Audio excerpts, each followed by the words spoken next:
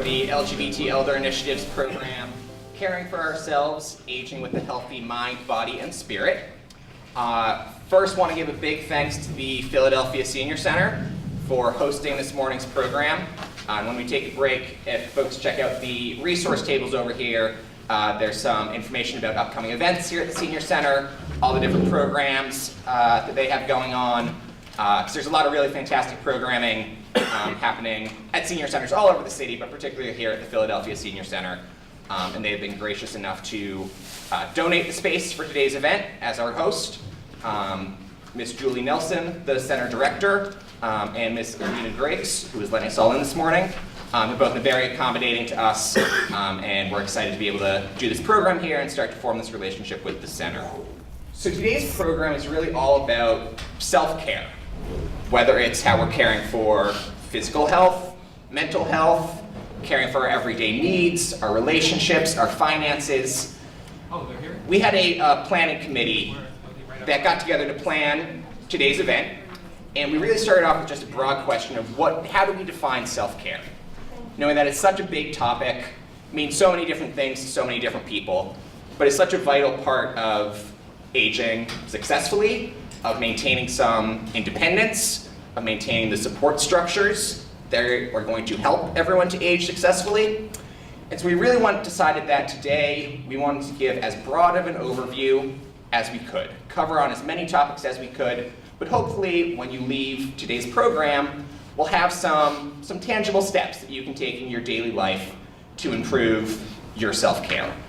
Jim is a trainer and a nutritionist, trains over at the 12th Street Gym, and also has a company, Heart Body Fitness, really looking at exercise, nutrition, and he's going to be here to talk to us today about leading healthy lifestyles. So I will turn it over to Mr. Jim Hardy. And I also will mention a lot of these printouts in your folders are resources that Jim had collected, articles, tip sheets, so great resources to look through and to take with you after today's program. So here's Jim.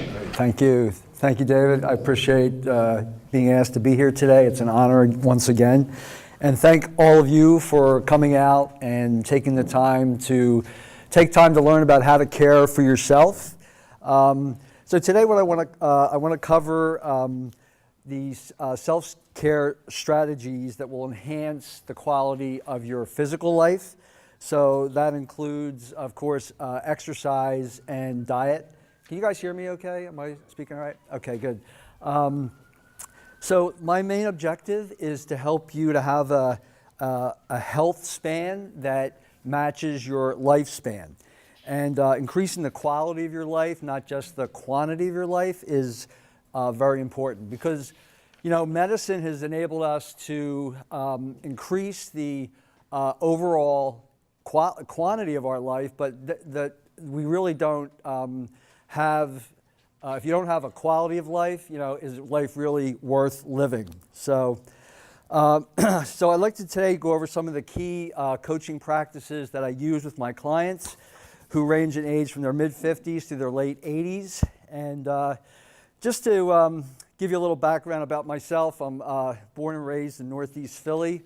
I grew up, I was a fat kid. I was about 60 pounds overweight by the time I was in 8th grade. I have a mom who worked at a Wonder Bread thrift store, who we grew up on Wonder Bread and Hostess Twinkies and all that good stuff. And so I understand the struggle of losing weight and maintaining it. I did again. I lost a lot of weight when I was again in my 30s, and eventually took it to a level where I went to bodybuilding contests and did stuff like that into my 30s and 40s. So I kind of try to live this out. I live this every day. I love exercise. I love eating right. I also, when I got out of college, I went to the restaurant school and became a chef. I owned a catering business for 7 years. So I'm still a real foodie. I love to eat. I love food. I'm by no means like a food Nazi. I just don't eat broccoli and chicken breast all the time. And so I try to keep a balance, and I try to pass that on to my clients and the people that work with me. So, so let's start. So let's start off with exercise. And by the way, I've only got 30 minutes here, and when I do a presentation, I want to tell you like everything I know from start to finish. I put this together, and originally that handout I gave you was about 35 pages long. So I'm going to try to keep it as brief as possible because of the time limitations.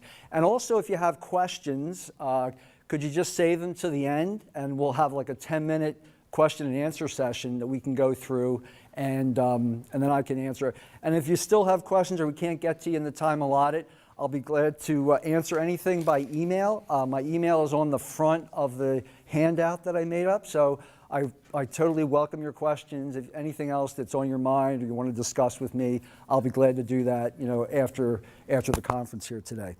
All right, so exercise, if there was anything that you could call the fountain of youth, exercise would be it. There's so many benefits to exercise. If they ever made a magic pill that would, make you feel better, lose weight, it would be called exercise. And I don't know if you guys see the handout that I have there. I got this huge list of benefits that's in your packet there. But I just wanted to highlight a few of the more exciting ones. I mean, a lot of you guys probably know that, exercise has a lot of heart health benefits. It's great for decreasing your risk of disease like diabetes and colon cancer. But some of the more exciting stuff has to do with exercise's effect on your brain. And recent studies have showed that you have a decreased risk of developing early dementia or Alzheimer's if you do exercise on a regular basis. And most of that is, that type of exercise is cardio or aerobic exercise, and it can also include just walking, even 20 minutes a day. The strength training is great because it increases your metabolism, and if you work out, you can eat a little bit more and not get fat, which is one of the things I love about it. It's really the only reason I like to exercise is so I can eat pizza 2 or 3 times a week. But if your metabolism is higher and your everything is running a little bit better, you also have a big concern for people as you get older is bone density, and exercise increases your bone density, so you don't have risks of falls and osteoporosis. Being stronger means you can do the everyday tasks of life with less effort and more energy. So, if you have a lot of aches and pains and, getting up out of a chair starts to get hard and reaching and things like that, exercise gives you an advantage over people that are completely sedentary. People with arthritis have noticed measurable differences in their levels of pain when they exercise because it brings a lot of blood flow to the joints and helps you to increase your synovial fluid. Sleep improves mostly because if you're active, you're going to be tired at the end of the day if you do get some exercise in, and that's a big issue with people as you get older. I know if anybody here, I know I don't sleep as well as I used to, and I'm actually going to cover that very briefly at the end of this talk too, how to get better sleep, because that's a huge issue with your overall health. The other thing it does too, as far as your mind goes, it will increase your mood and enhance your cognitive abilities. It's actually been shown to increase the volume of the brain tissue in your prefrontal cortex, so that you actually get smarter when you exercise in some respects, or at least stave off the idea of getting dementia or being forgetful and those sorts of things. Boost your levels of serotonin and dopamine. Everybody's heard of endorphins, right? That's when you exercise, you just feel a lot better. Also, they've done it's interesting, they did a study a few years ago. They gave people a placebo of Prozac, and another group gave them the actual pill, of Prozac, and they had the one group that had the placebo exercise every day, and the other group just got the pill. Well, they showed the people that exercised with the placebo actually had better effects and better relief from their depression than the people that actually took the pill. So that was just one study, but I mean, I'm not diminishing, antidepressants by any means, but it probably is something to consider if you're, if it's something you have to, your doctors recommend the antidepressants, you might want to try exercise first. And then the last thing, benefit is this, there's a new findings about these things called telomeres, which are these our chromosomes have these end caps on them. And when they start to fray as we get older, they create the signs, a lot of the signs of aging. So you start having, gray hairs, muscle loss, your skin starts going. And they found that exercise actually helps to stop the fraying of those telomeres. There is a whole article in there from the New York Times in your handout about this if you want to read further on it. So if anything, there is some actual physical effect at a cellular level that exercise will enhance your life and enhance the way you look and the way you feel. So, of course, I mean, I don't want to paint too rosy of a picture because there are inevitable things that we just can't help, we can't stop as we age. Gaining fat is a natural thing. A lot of men, especially as they get into their 60s and 70s, will start losing muscle mass, and this is called sarcopenia, and it's just a natural sort of regression of testosterone levels, and as your testosterone goes down, unfortunately your muscle mass starts to go. Your aerobic capacity decreases, you have loss of bone density, slower metabolism, and you have a less range of motion in your joints. But again, if you're a regular exerciser, you can actually slow down that whole process. I'm not saying you're going to stop it completely, but it has significant effects on slowing down all of those different factors of age. They used to think that it was all genetics about how we age. It's just inevitable. I'm 60, 70 now. I might as well just get on the rock, get back on the sofa, and watch Netflix all day. But it's your behavior and what you do determines how well you will age.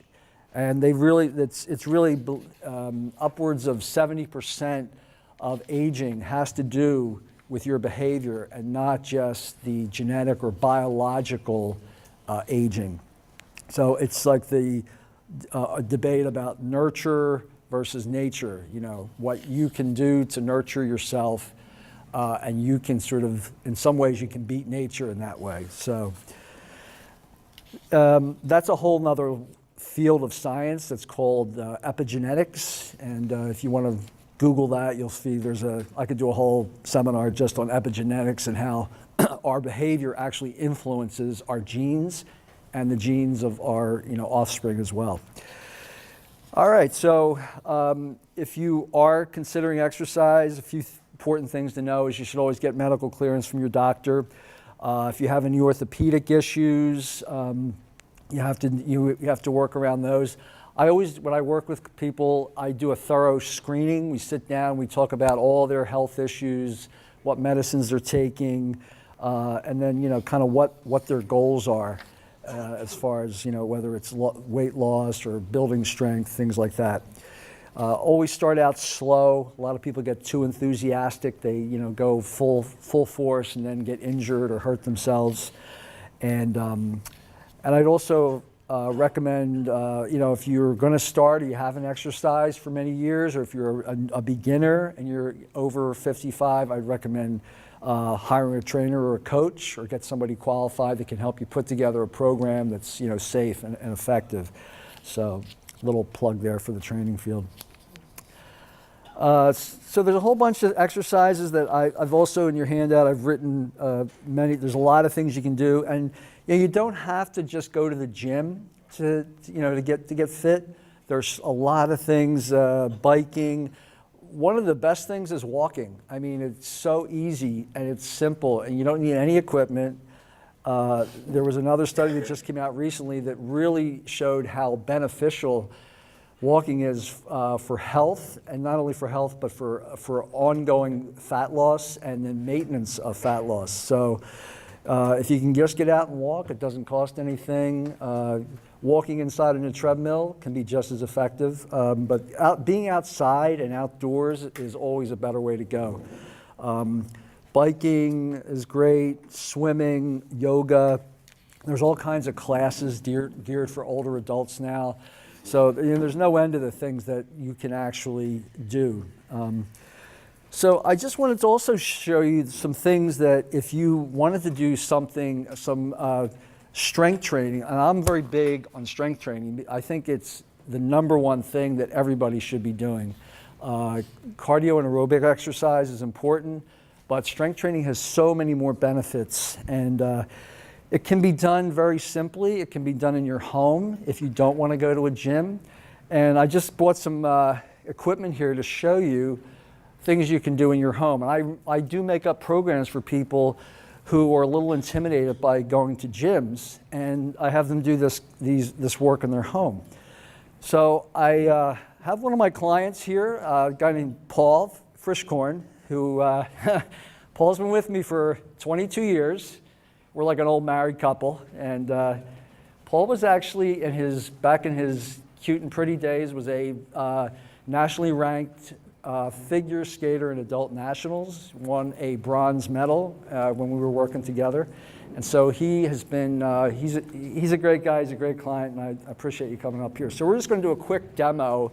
I want to show you a few things you can do with bands and medicine balls and some light dumbbells. All right, so I'm going to have to take the mic down to do this. So when I use these, I'll explain this first. We use bands because they have, first of all, they're very inexpensive.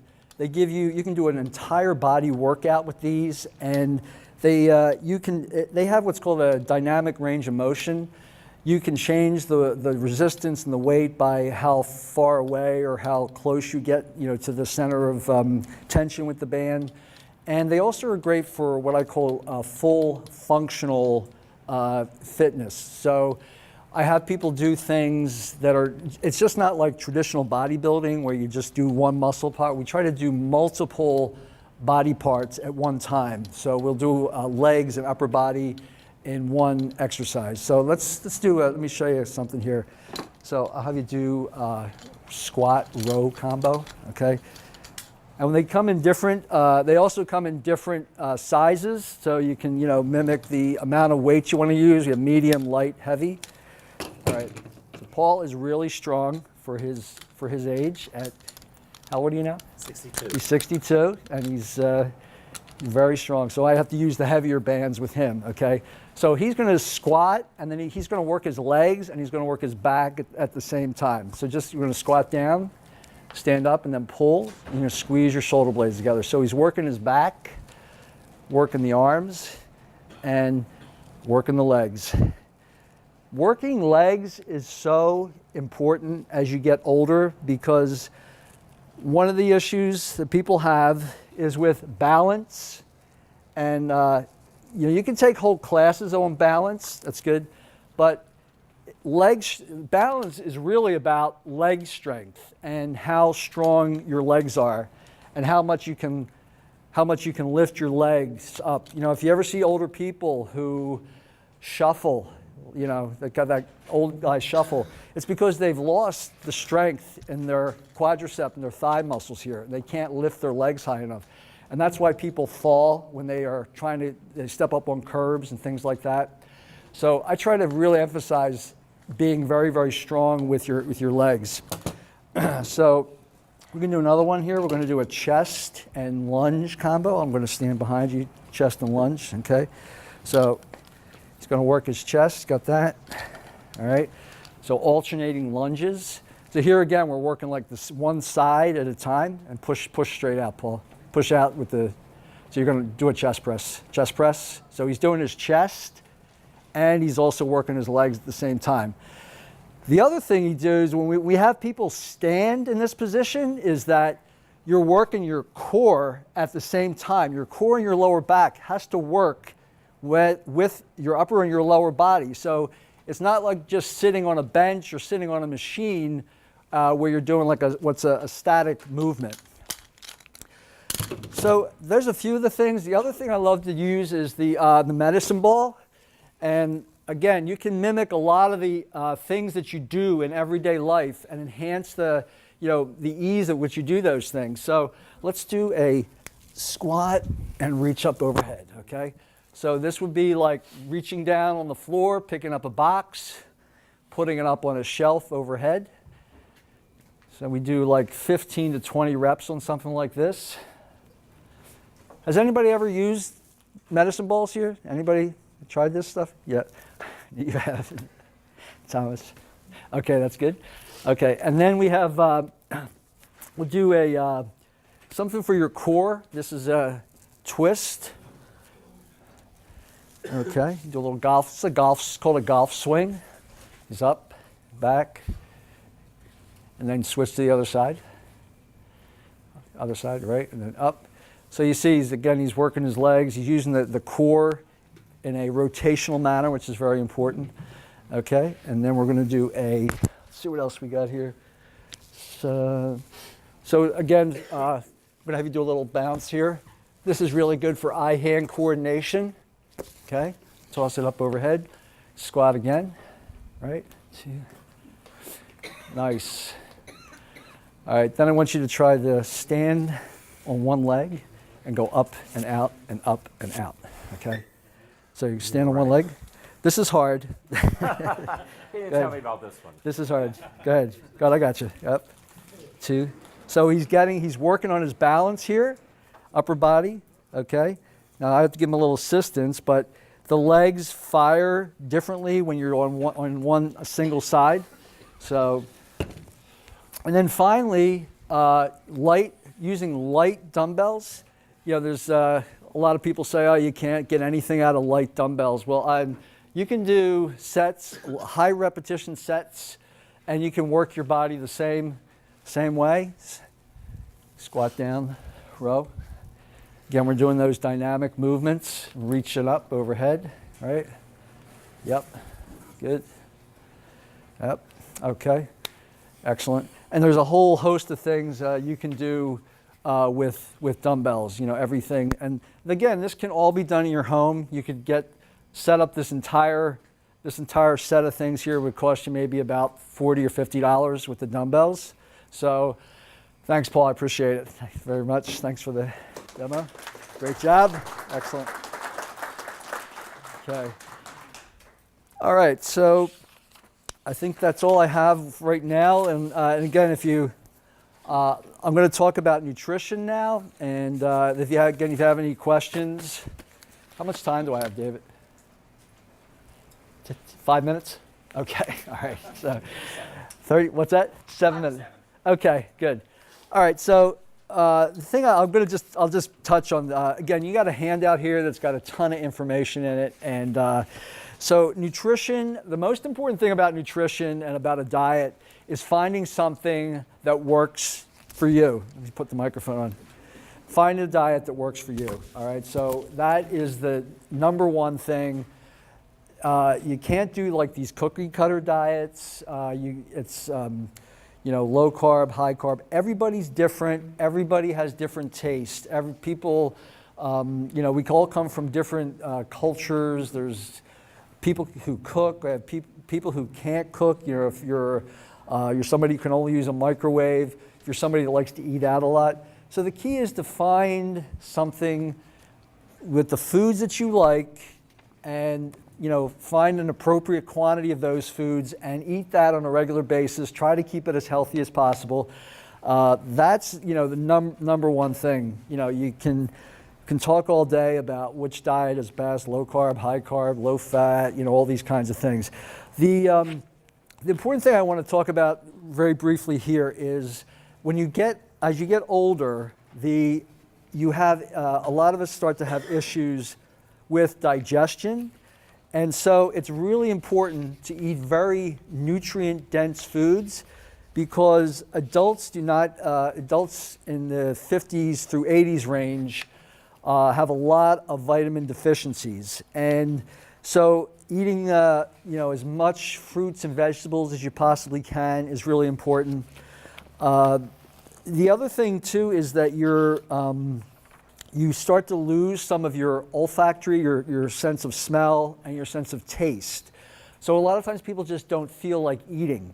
And so that's again why it's important to try to stay on track and eat. I tell my clients, eat a salad as big as your head every day.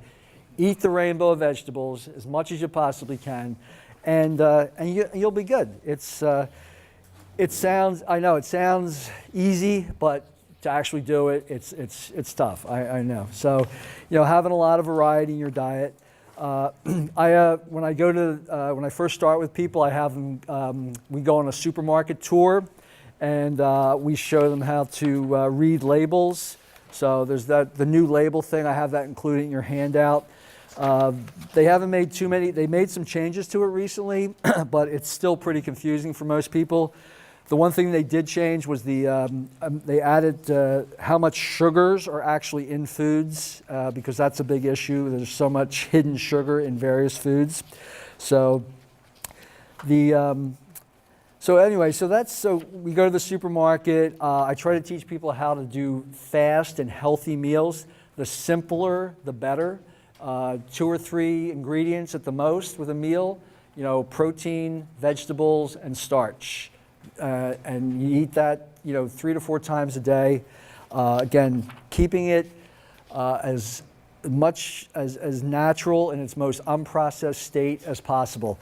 I always tell people to eat like a caveman. If it comes out of the ground, or if it, if it had a face at one time, or if it's green, you can eat it. Try to avoid foods out of packages as much as you can. Try that sometime for a few days. See if you can eat all your food that doesn't have a package, and it's not easy. So 2 other things I just want to cover quickly. The eating, there's a thing called the MIND diet. Has anybody heard of that? MIND diet? It's basically a diet that's designed to prevent the onset of Alzheimer's. And there's a bunch of foods in here, and I do have all the foods listed on here. So there's some findings that have some good correlation between these types of foods actually slow down or quell inflammation in the body. And inflammation is a big issue, not just in your brain, but in all the other parts of your body. So the more of these anti-inflammatory foods that you can eat, the healthier you'll be, and mentally and physically. So. It's all the stuff like we all kind of know. It's like fruits, vegetables, things like that. And this is all in your handout here. So if you take time after I'm done here, you can look over it. The other thing is there's all kinds of supplements that you can take, and I've listed those in there as well. Not only things for like inflammation, but also things that are really good for your gut health, or probiotics, prebiotics, those sorts of things. I always look at supplements as a last, or a secondary choice. I think food is number 1 in terms of what you should be doing. Multivitamins and things like that are fine if you don't eat a lot of vegetables, but the world of supplements is fraught with a lot of scams and a lot of misinformation. But you can never go wrong by eating fruits, vegetables, lean meats, fish, whole grains, and things like that. So, all right. So I think I'm out of time. So I'm going to stop there, and then I'll get to the sleep thing. I'll come back again for another lecture and do something on sleep and some other things. So, all right. So, questions? Yes, sir. You mentioned a thing called sarcopenia. Yes. That's basically just your muscles start to waste as you get older. If you don't do any kind of exercise, especially, it's just a natural regression of muscle mass in your body. Yep, that's it. Yes? How much are the small weights? Uh, How much do they weigh? Oh, these are 5-pounders. 5 pounds. Yeah, they come as well as just as 1 pound. They start at 1, go up. And also, you were holding the band, so if you did it at home, how would you use it? Well, these bands actually come with this little attachment, this little tab, and you actually put them you can put them in your door jamb. You close the door and it secures it. Or if you have like a banister or a pole or something in your basement, you can do it that way too. Yeah, I just did it that way because we don't have anything to attach it to here. Yeah. Yes, sir. Yeah. Everybody says to eat less red meat, but how about these like 97% fat-free chopped meat that they have in there? How is that? Yeah, I mean, lower fat is good unless you're. So the problem with meat is that if you get the regular conventional meat and you eat it with a lot of fat, they use a lot of antibiotics and a lot of different drugs to pump up the animal to make it bigger, and all those drugs and chemicals are actually stored in the fat of the animal. So if you eat the fat, you're going to get a lot of those issues. So is the 97% fat-free chopped meat equivalent to like eating poultry? Yes, even less so. 97 is really, it's usually like 93% is how, if you've seen that, that's going to be pretty dry. Yeah. I would buy the 97. Yeah, And yeah. it's more expensive and it is super dry. Yeah. It doesn't taste good. I mean, I think you can go, don't be afraid of fat. I mean, if you're going to do meat, like chopped meat, try to get the grass-fed. I know it's more expensive, but that's a good kind of fat that your body can actually benefit from. I didn't touch on fats at all, but avocados, walnuts, olive oil, those sorts of things. I would really recommend you get those in your diet. Don't be afraid of eating fats. That goes back to the 90s and 2000s when we were all like, high carb, low fat. Not good. Yes. If you need to work on your knees and you can't do squats because you just have to do the knees up. If you sit in a chair, what could you do? Would it be just like put a knee out and draw it back toward you? Yeah, there's a lot of things. I mean, there's several things you can do with, there's like these attachments you can put on your leg, and you can do leg extensions. You could also do something like this with the band. I call this putting on the brakes. You got a heavy band, and you sit and you go like this, press straight out. Okay, so you're not getting like your whole body weight, but it's enough to, work that's right, yeah. So, any other questions? Yes, how you doing? Is there a formula for exercising in terms of like stretching first or aerobics first or the strength or breathing or the strength exercise like you say? Yeah, the what's that? He wants to know what order like you would do like stretching, aerobics, strength training. Is that right? Yeah. So I generally have people do a light warm up. We do a little bit of mild stretching and mobility work, which is called. So mobility work is just designed to warm up the muscles that you're using. So if we're going to do like squats with weights, we would do stuff like this. We would this kind of stuff, and then. Stretching, I would do in between strength training moves. So stretching is a little bit overrated in terms of its effectiveness. There's been a lot of news. About 10 years ago, they found that stretching was really effective for athletes, but for just the regular people, it's has minimal effect. It makes you feel good, so I still do it because it feels good when you do it. It's one of those things. So warm up, then do your strength training, and then the last thing you should do is cardio or aerobics. That's like the third thing down the list. Strength is number one, always number one. Yep. Yes, sir. When you sit in a chair, you use your muscles and your joints. They're good for your joints. You can do this. Yes. Sit down, stand up. Your leg, Yep. your kneecap. Yeah, is that good for your knees? Good exercise right there. Oh yeah, absolutely. Yeah, I have a lot of people do that at the gym. Right here too. Yep. Right here. Yeah, any squatting is like the king of all exercises. So sitting down, stand up, sit down, best thing in the world for you. Absolutely. Yes. Anybody else? Okay, I think we've got one more, and then we'll wrap it up. Yes. I enjoyed your talk. Oh, thank you. Appreciate it.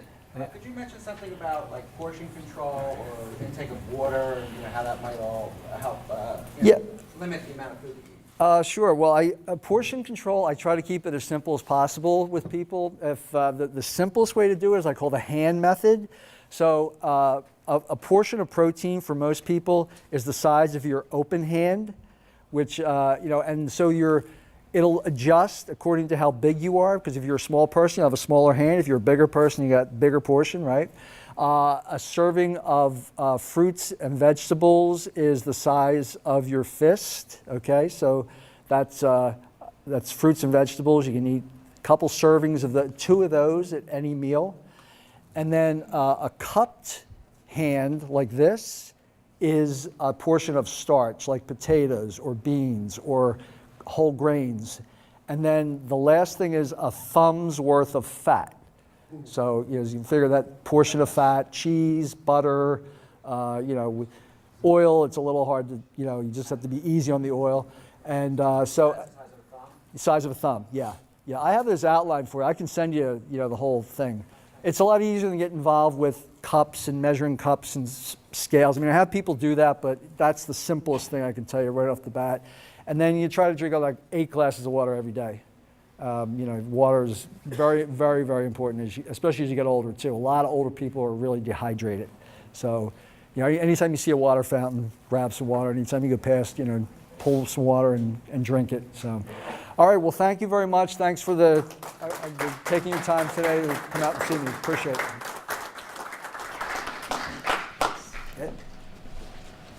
All right, so a big thank you to Jim Hart for all that great information. And definitely do keep these packets, look through it all, have that as a resource. Like we said at the opening, it's a big topic. I'm sure we could talk for a lot longer on just any one of those aspects. But thank you very much to Jim for that overview. So we're going to go from talking about our physical self-care to really talking on our mental, our emotional self-care and emotional wellness. So I'm going to turn it over to John Lutz. And we have a handout of John's that's coming around that our fabulous intern LaTierra is passing out. So we will turn it over to Mr. John Lutz. Thanks. So do I need this? Okay. Hi. Can everyone hear me okay? Can everyone hear me okay? Better? Okay. When I looked at the outline for today's presentation, I realized that you're using a tool that I use in therapy frequently called a wellness wheel, which some of you may be familiar with, but if you're not, the reason for the handout is just to kind of give you a concrete image of what I'm talking about. I realized in looking at these wellness wheels, by the way, you can just Google wellness wheel and you find one online. There's many, many examples of them. And I realized that a lot of them are ageist. They pertain to people that are younger and maybe more active and maybe have more things going on in their lives than a lot of older adults do. And one of the words that comes up a lot is balance. Jim used it. I'm going to use it, and probably everybody else who presents today is going to be talking about balance. And so if we look at this wheel, the idea of the wellness wheel is that if all parts of this wheel are satisfied, if all parts are fulfilled, then we'll be a happier, healthier, well-balanced person. But for even in the example that I showed, that I'm handing out, one of them is financial. One of them is physical, like Jim just said. There's a lot of people that lose their jobs for either because they retired or for other reasons. There's a lot of people that lose the ability to do certain things that they associate with their being, with who they are. And when those things are taken away, a lot of times people feel unbalanced and don't know how to necessarily pick up the pieces. And the cost of this is a lot of increase in depression, anxiety, There's a sense of isolation. People tend to, if your identity is caught up with your occupation, your job, and you no longer have that, what happens to your social life? What happens to your intellectual life, your ability to connect with other people? In becoming more isolated, we're seeing more and more mental health issues with the elderly. Some of the more recent statistics, we know that in terms of suicide rates, the highest suicide rates are with adolescents for obvious reasons, in terms of just the stressors of what adolescents go through. But the next highest population is men over the age of 80. They're the next highest risks of suicide in our society. So getting mental health care or attending to your mental health care should become a priority for a lot of people. And I think a lot of people are kind of scared to either indulge in that or reach out and find somebody who they think will understand the particular issues that they're going through. Has anything that I've said so far raised any questions with anyone? Okay. I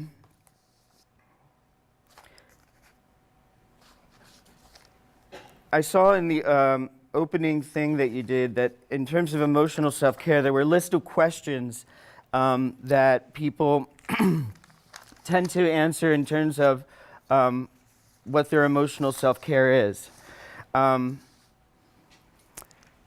What I think are possible remedies for the pitfalls or barriers that come up with growing older is creating a new sense of balance. It might not be that you might not, as an older person, might not be the person you envisioned, but you might be something different and possibly something better. Forgiveness. The idea that we hold on to grudges, grudges against ourselves, low self-esteem associated with maybe poor choices or unfortunate events in our lives. Having a sense of gratitude. I don't think that oftentimes we're aware of all the blessings that we have, all the things that we have around us. A sense of open-mindedness. You're going to have to think in a different way than you've thought thus far. That's difficult and sometimes requires the intervention of a therapist or a psychiatrist in order to help create that new sense of self and identity. Acceptance of losses, acceptance of changes, and changing the definition of yourself from what you do to who you are. I work with a lot of people with catastrophic illness, either hemiparesis secondary to stroke, or amputations, blindness, or other things associated with hypertension or diabetes.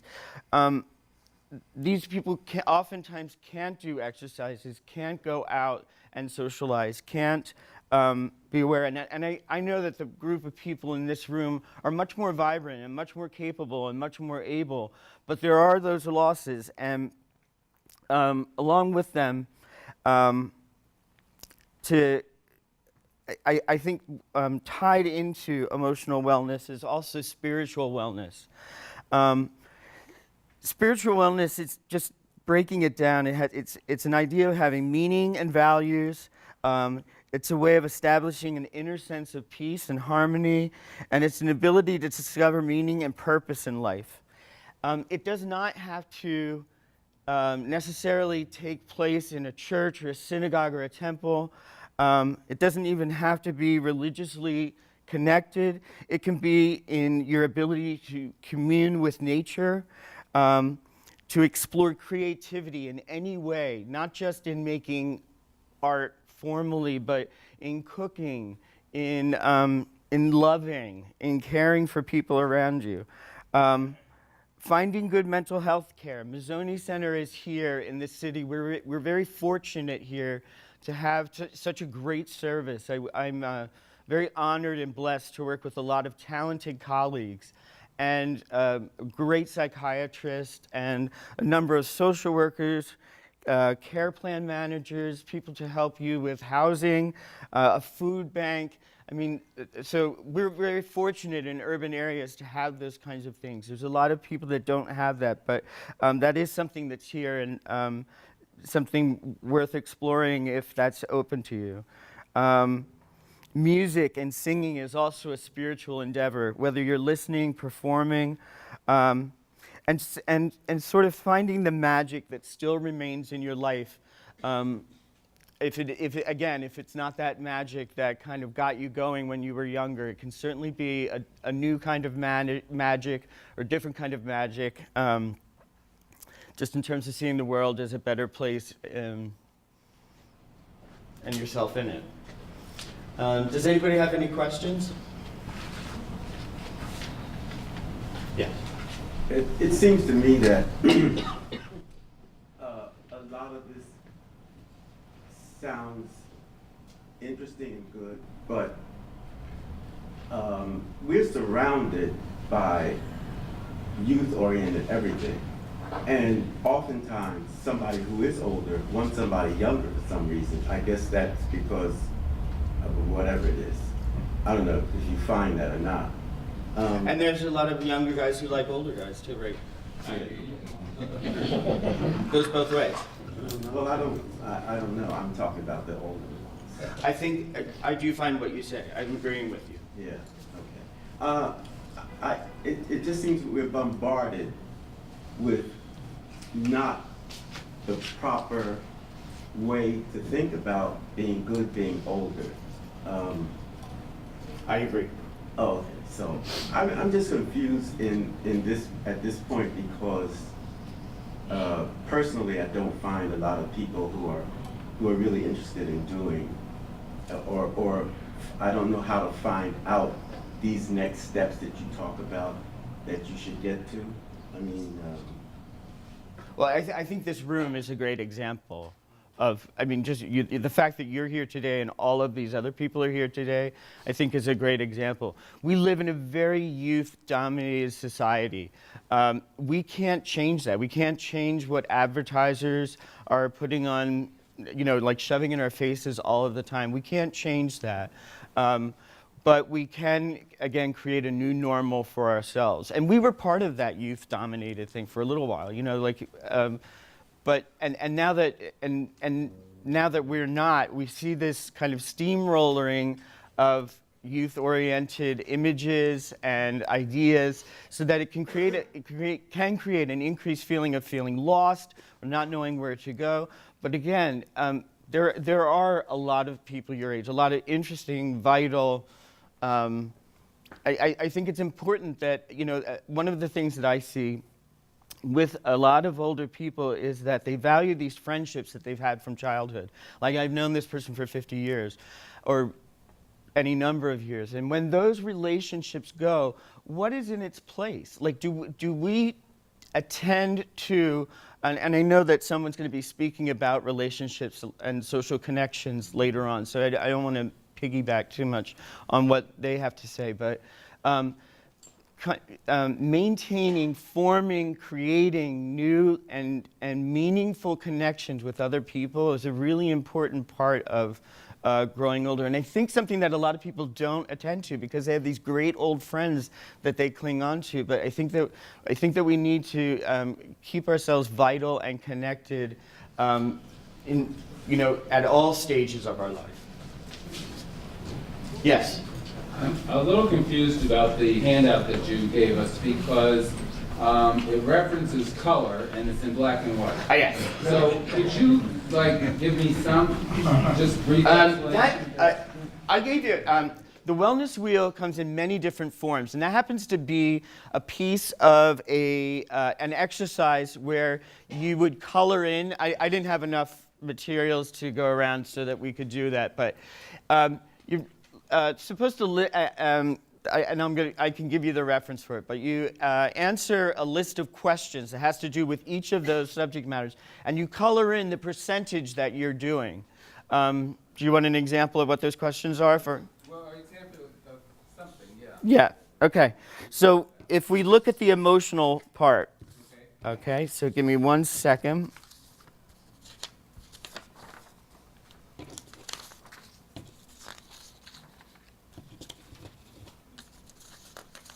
So if we looked at the emotional part, and I think that one's red. So for the emotional part, question 19 is, I have a sense of fun and laughter. To really think about how often you are actually happy and engaged with other people and truly enjoying yourself. Number 20, I'm able to feel and label my feelings. A lot of people in our society are really not in touch with our feelings. There's a big pressure in our society to remain calm, cool, and collected at all times. Losing your temper or expressing the fact that you're confused is something that's so prohibitive that we tend to squash down these feelings. So a lot of people are not able to necessarily feel and label their feelings. We live in a kind of repressive society that doesn't really condone that. Number 21, I express my feelings appropriately. Are you losing your temper all the time?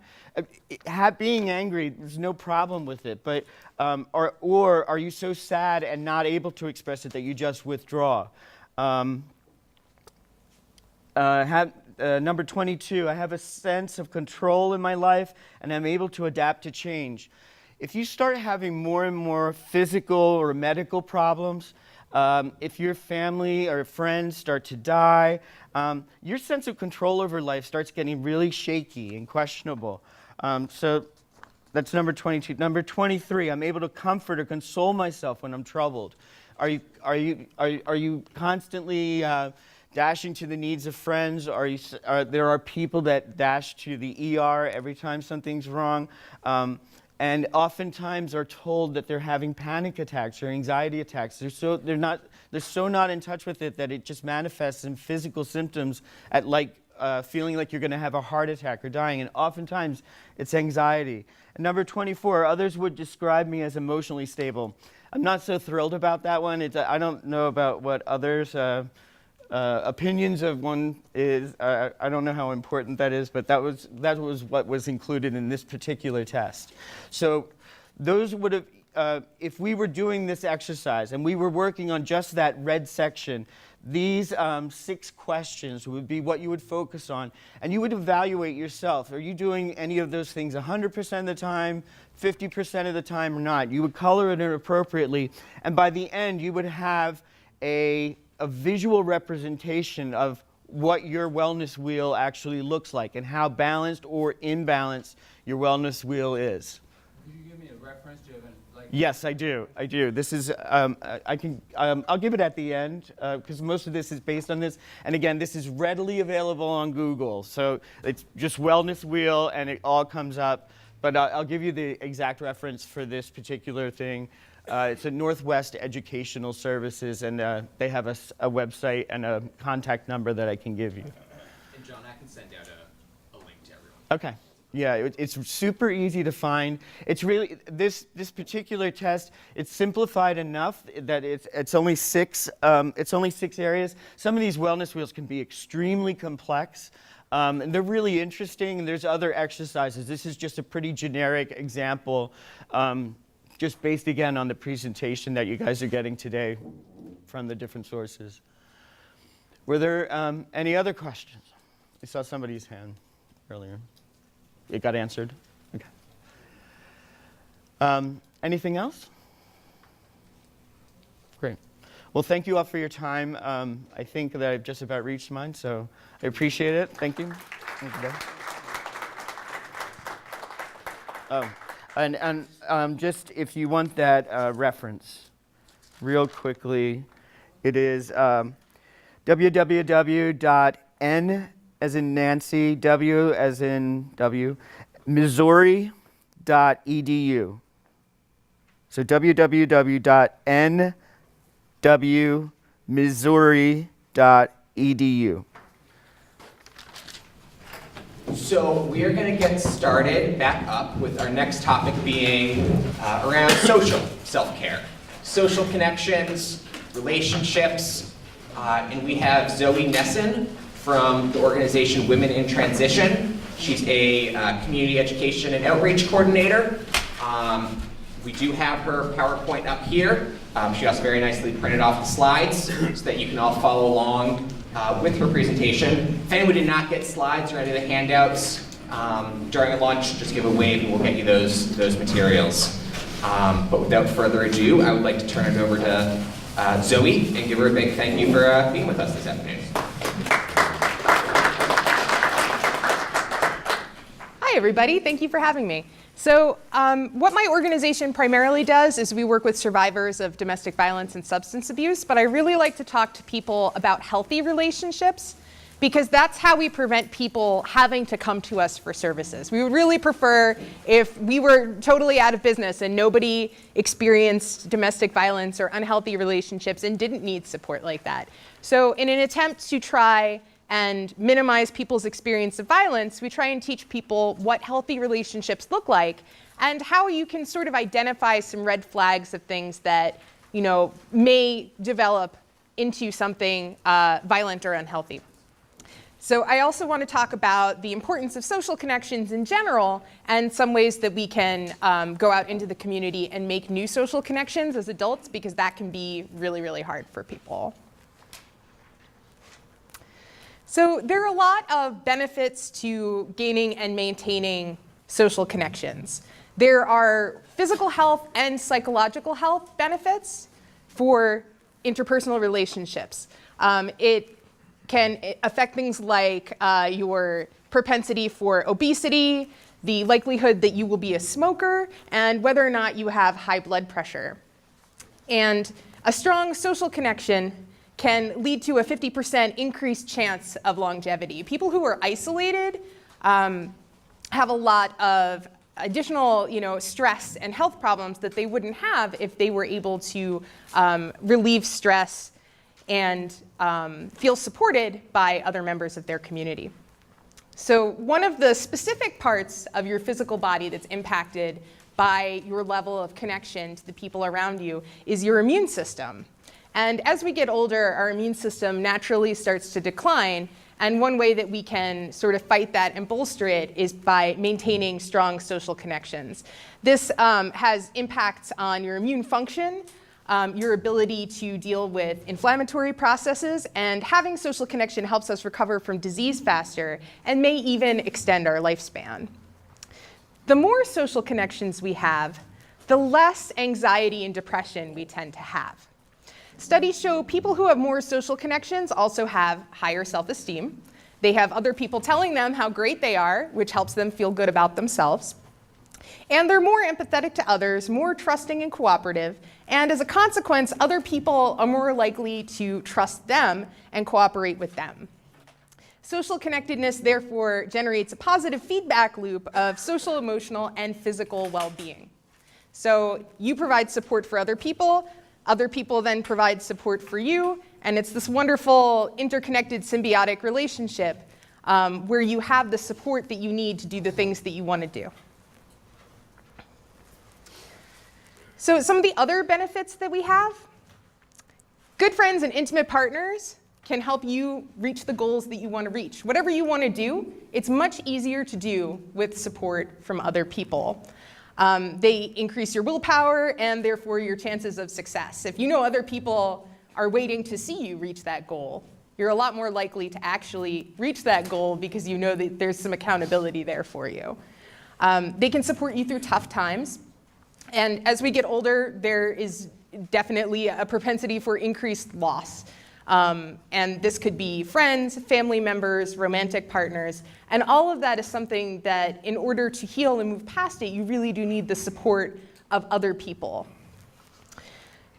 They also provide company and support as you age and prevent isolation. Isolation is something that I talk about a lot with domestic violence survivors because oftentimes they've been cut off from their supports. So those supports, in addition to providing you with that sense of well-being and goodness and efficacy as a person, they also provide you with material help. When you fall on hard times, if you need somewhere to stay or someone to help you cook a meal or help you when you've injured yourself and you may not be as physically capable as you were beforehand, having other people to rely on is really important and oftentimes necessary in order to get the needs that you have met.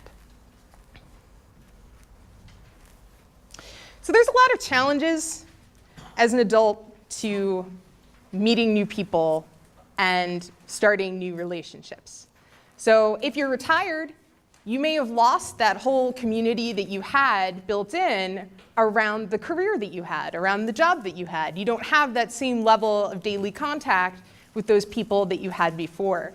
If you've moved frequently, you may have lost several friend groups, and it may be more difficult to make new friends and rebuild that network of support that you had around you. If you're recently divorced, this can also be really difficult, or if your partner has passed on. And it may be really intimidating to get back out into the dating world and meet new people. I've been in Philly for a long time, but I've heard from people who've moved here from other places that it can be really difficult and intimidating to meet people in Philly specifically. There are some things that we're going to talk about later that are different applications and like internet programs and stuff that can help you make new contacts. Another thing that may be difficult is, as you age, if you've lost mobility, even getting out of the house might be something that is more of a challenge. But having people who can come to you, established relationships, can help decrease the potential for that to be a factor that leads to you being isolated from your community.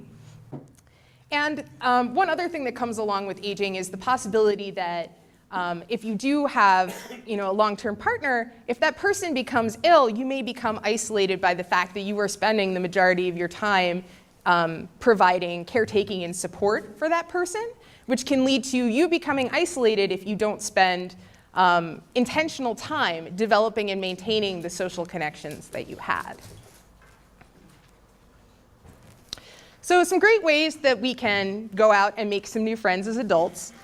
The first one on here is my personal favorite: volunteer in the community. There are 1,000,001 options for volunteering, and I have to say, as a person who recruits and trains volunteers for multiple different programs, we love seniors. Seniors are available during the hours that we need them, during the day when other people are at work, and there's all different kinds of things that you can do, from mentoring and providing like childcare support or counseling, or any number of other things that you can do to support other people in your community, which helps you build relationships not just with the organization that you're volunteering for, but also with the population of people that you're supporting within the community. And you will also have some very, very, very grateful volunteer program people, there to provide you with whatever kind of support they can as well. We really, really value volunteers. Taking a class is also a wonderful way to meet other people who might be interested in the same things that you're interested in. And this could be art classes, continuing education classes. A lot of the local colleges and universities will let people over a certain age audit classes for free. So you get to learn something and also meet some other people who are really interested in that same thing that you're learning. I think this one kind of goes without saying. Consider joining your senior center. You're all here. Obviously, you know that there's a wealth of different programs, and you get to meet a lot of different people by going to the senior center. There's also a program called Road Scholar, which is a nonprofit educational travel organization for adults. And you can attend community events near you to find local people with similar interests. One of the online options for doing that is also a site called meetup.com, and they have thousands of different groups that are organized along all different kinds of lines. So it might be, a group of people who want to go hiking in the Wissahickon. It might be, people who really appreciate cats. Or whatever your interest is, there's likely already a group of people in this area, in the city, easy to get to, that you can go and meet some new folks who are into the same thing that you're into. And that site's also free, which is definitely a benefit. Also, local libraries and local community newspapers often have information about different affinity groups, I think is probably a good word to describe them, and different places where you can go to meet folks. There's also a wonderful program called the Senior Community Service Employment Program. If you're older, unemployed, and you have a modest income and you're interested in training and part-time community service work, you can look them up and they can find you an opportunity. And we can also just do this on a one-to-one basis. You know, if you don't know your neighbors, if you've recently moved into a new place, or your neighbors have moved out and new people have moved in, or wherever you happen to be on the regular, just go up and say hi. If there's somebody who seems friendly, you know, just invite them out for a coffee or something. And it's the first step to building a more long-term relationship. It just takes a little bit of guts to be the first person to walk up and say hi. So some of the qualities of healthy relationships we have here in this heart. Communication is the biggest one across here, and I would say that this is really, really crucially important. And also respect, acceptance, trust, caring, patience, love, valuing other people. Boundaries is also on here, and I'm going to come back to that in just a moment. But communication is sort of external, but also internal. We want to figure out what it is that we want out of interpersonal relationships with other people. It's a really good idea to spend some time thinking about how you want other people to treat you and how you want to treat other people and what sort of limits that you want to set around your behavior and other people's behavior. And it's really good to think about that beforehand, because then it's easier to identify what's going on if other people are treating you in a way that you don't like.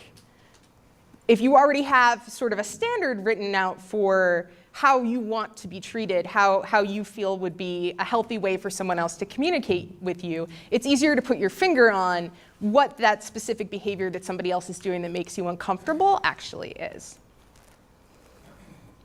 So I want to talk about boundaries for a bit.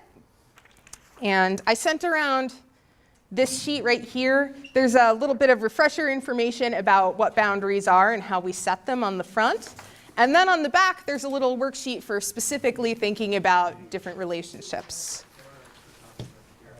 Oh, they're up front? Okay. So there are a number of different handouts that went out, and it seems that the extras for these are up front, but also you can raise your hand and they will be distributed to you. Can you go back? That's not what she's talking about. So boundaries are how we determine how we want to interact with the world.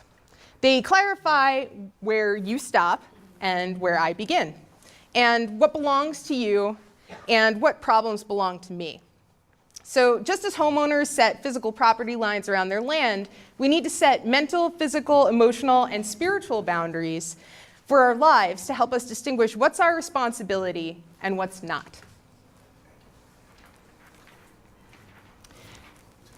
So sometimes it's hard to understand what people actually mean about boundaries, so I've got some examples on this slide of what would be unhealthy boundaries.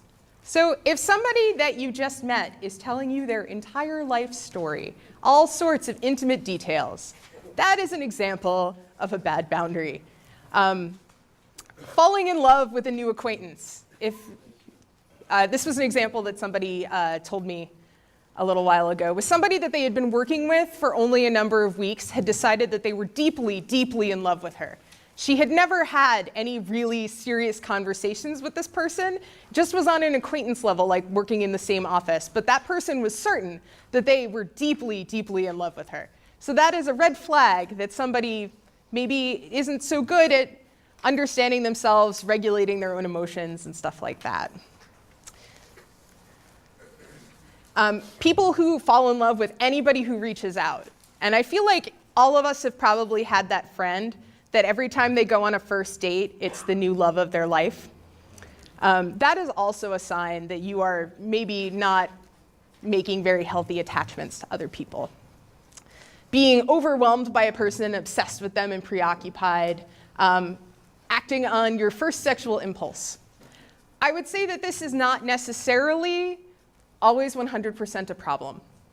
If that is the thing that you have gotten together to do, and this has been negotiated that this is what it's about, and everyone's all respectful of everyone else's humanity and integrity, then that can be wonderful. But it's important to think about what sort of relationship is going on with that person and how they're interacting with you, even if you have just met them, like what sort of responses you are getting back from that person. Going against your personal values or rights to please others. This is violating what should be your own boundary in order to keep yourself safe. Not noticing when somebody invades your boundaries. That's really hard to do if you haven't actually sat down and thought about what your boundaries are. It may be that you just live with a sort of state of being uncomfortable interacting with people, but you don't know why. And that's something that you can work out on your own, or somebody can help you work out why it is that other people are making you uncomfortable so that you can figure out how to get rid of that feeling.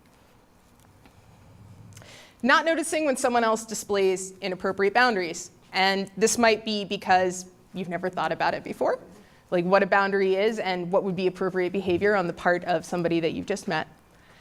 Accepting food, gifts, touch, or sex that you don't want. Again, that's trying to take care of the feelings of other people before you take care of and respect your own feelings and needs. Touching a person without asking. This is one of those ones that gets a lot of discussion. Consent is really important, and explicit consent, if you don't really know the other person, is paramount. If you don't know that person, if you don't have a history with that person, making assumptions about whether or not you can touch them is liable to lead to one person becoming very hurt.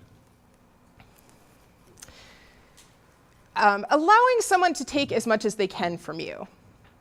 A lot of these fall under the heading of not believing that you are entitled to having boundaries, that you are entitled to tell people that they have to stop taking from you once it hurts.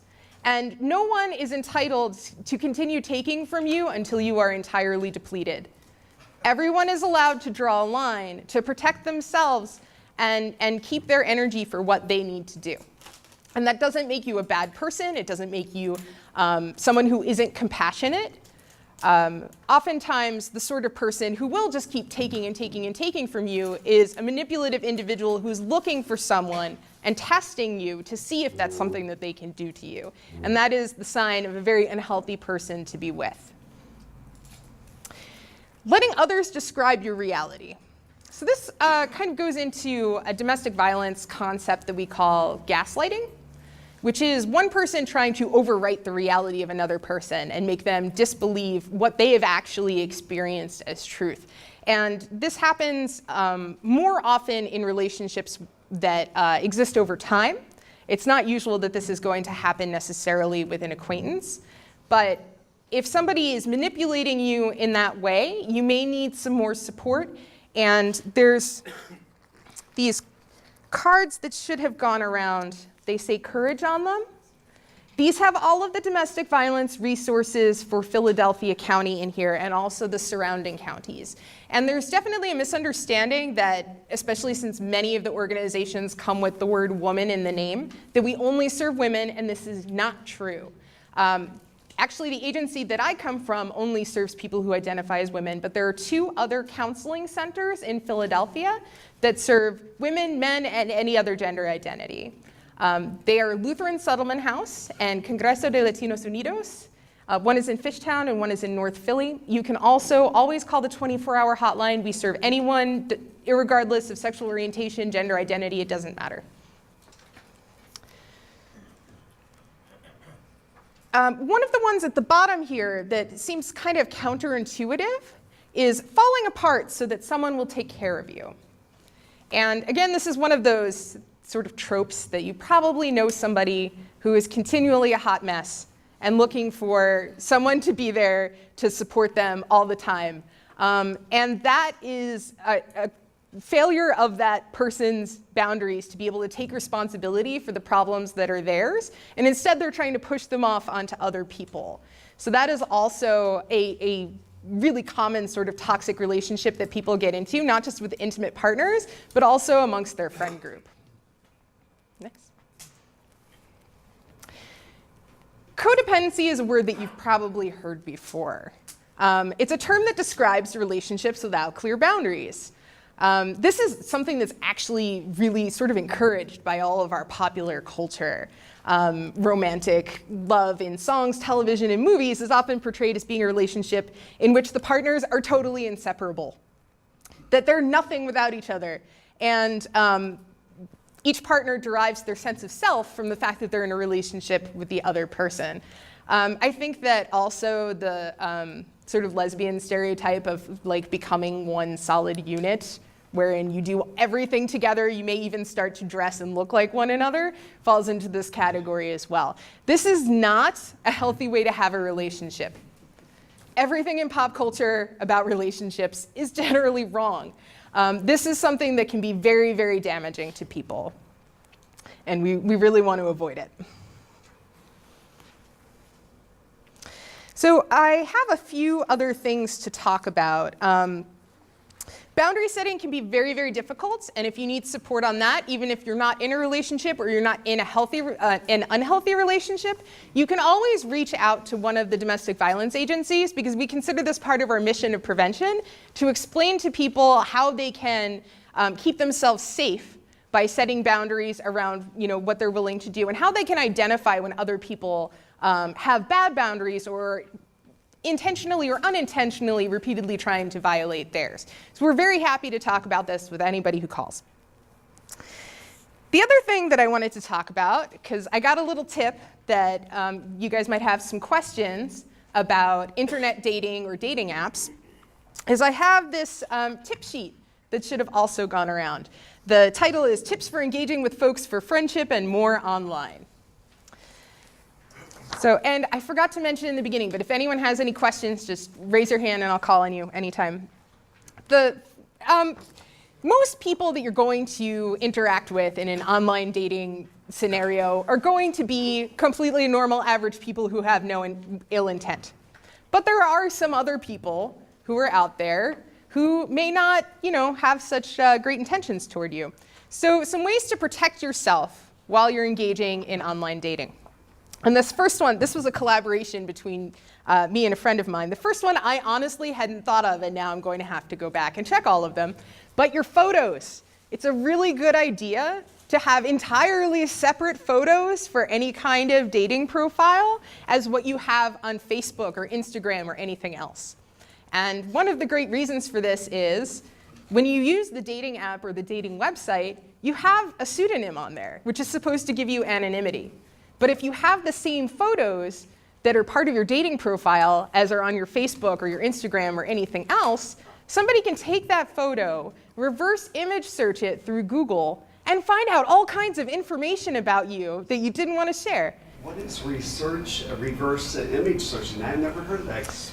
So I'm going to try and explain this, but honestly, the internet will teach you how to use the internet. So if this doesn't make a lot of sense, you can put Google reverse image search into the search bar and it'll give you instructions. So when you right-click on an image, a menu comes up. And one of the things in the menu is that you can search using that image. So instead of searching for text search terms, it'll actually run that image through the search engine. So if that image is somewhere else, connected to something that you have in social media, that can bring up all kinds of information, private information about you that you probably didn't want to share with somebody that you don't know at all. The next thing is identifying information. So your dating profile is not your Facebook profile. Really detailed information about exactly where you live, you should not put on there. What city you live in is great. You might not even want to necessarily narrow it down to neighborhood. Saying that you love a neighborhood is great, but not being specific about where you live. Stalking is a very real thing that happens. And sometimes people who have very terrible boundaries will feel like they have some sort of major connection with you without even meeting you or knowing you as a person. So providing people with a roadmap for how they can come find you when you're just going about your day-to-day life is something that we want to try and avoid. So think very carefully about what sort of details you share and whether or not those details are something that somebody can put together to come find you when you don't want to be found by them. So when you actually encounter somebody that you like online and you've shared some emails back and forth and you decide you're going to meet up, there are some things that you should do when you're going to meet a complete stranger off the internet in terms of making yourself as safe as possible. And one of those is having a friend who knows where you're going. So knowing, maybe that person's first name, potentially, their phone number, where you're going to meet, what time. Some of my friends will do things like arrange that if I'm going out on a date, I'm going to call my friend. If we go there at 5, I'm going to call them at 7 to let them know how everything went and that I'm okay. So if I don't make that call at 7 o'clock and they check in and I'm not answering, then they know that there's potentially a problem and that they should be working on trying to figure out what's going on.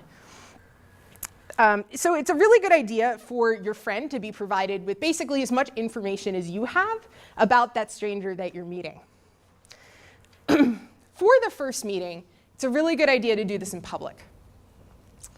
If you're in public, there are potentially bystanders who can intervene if something goes poorly.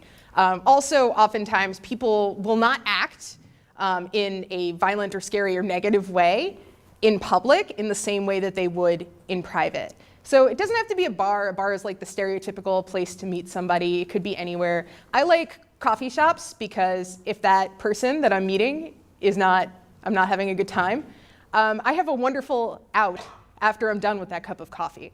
If I'm having a great time, we can hang out, as long as we want. But if we're not having a good time, there's like a really quick and easy end to that encounter.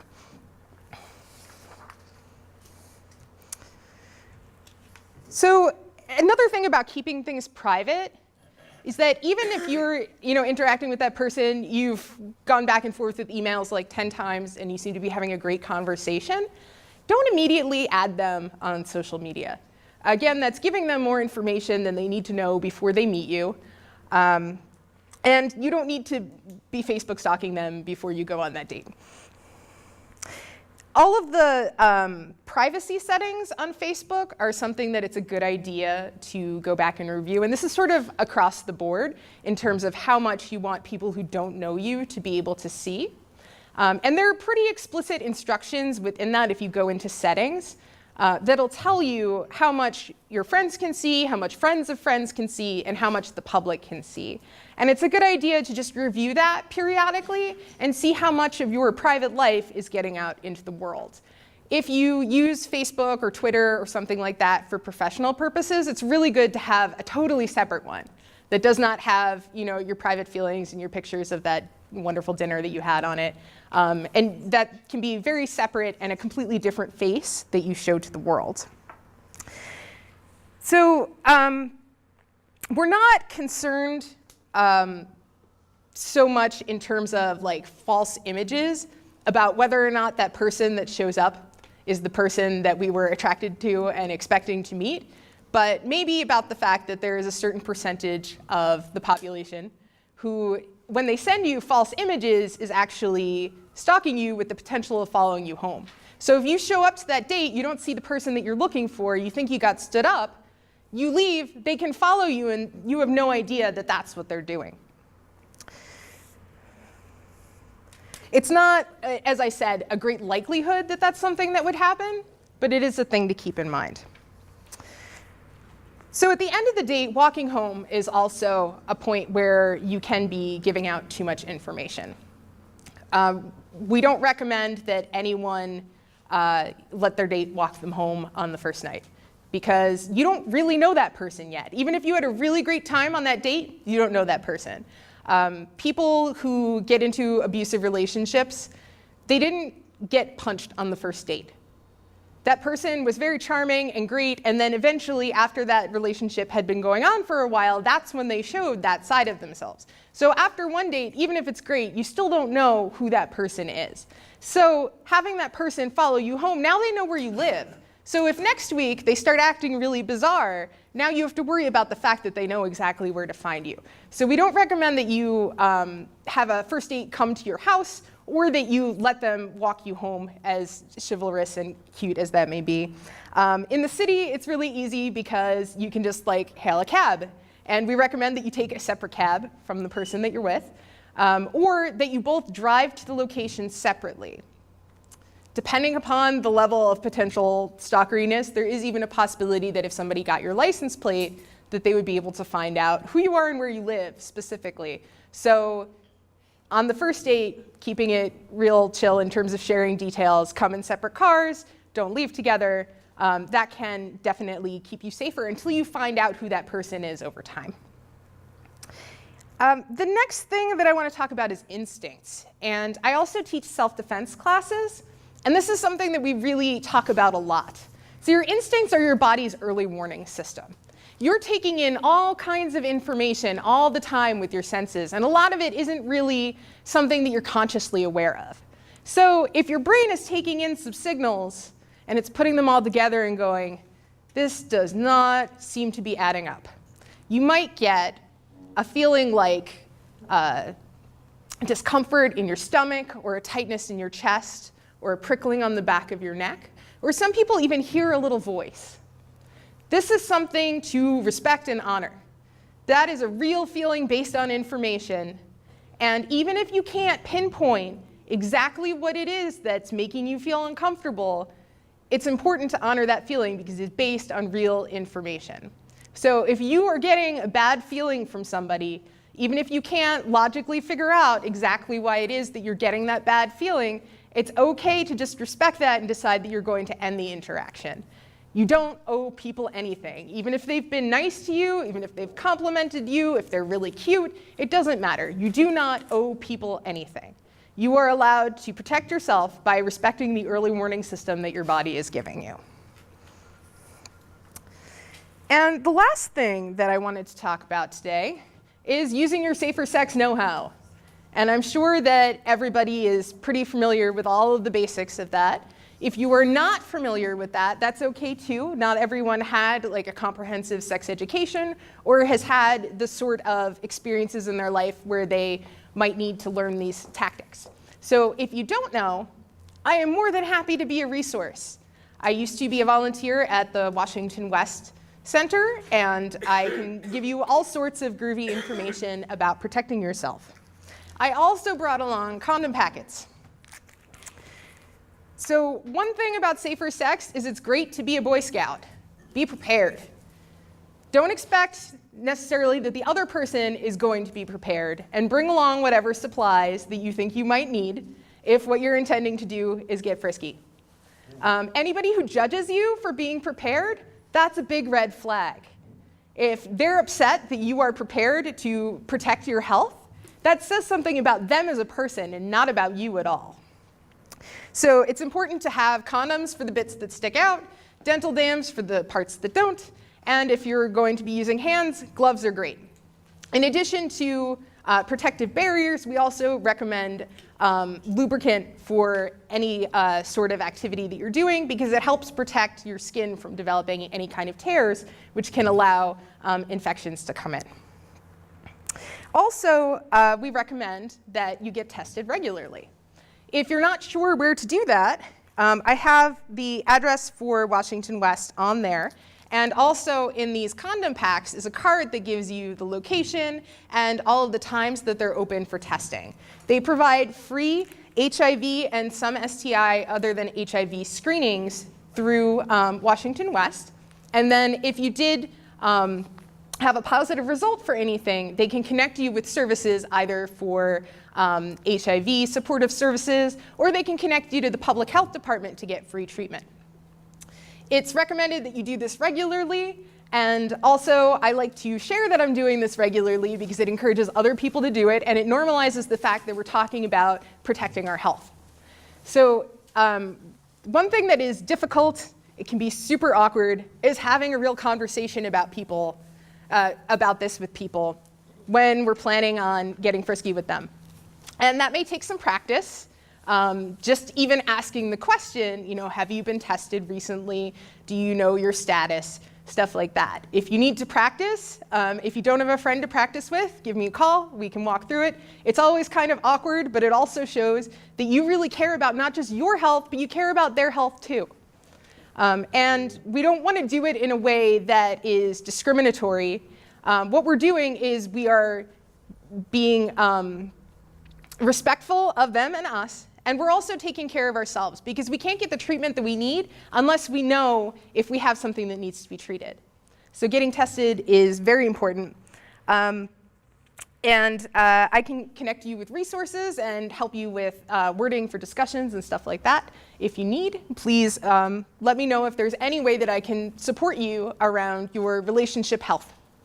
So does anyone have any questions about making connections in the community, about online dating, about boundaries? Any questions at all? Also, if you have any questions about domestic violence, I'm happy to answer those as well. All right. Well, thank you very much for having me, and enjoy the rest of the forum.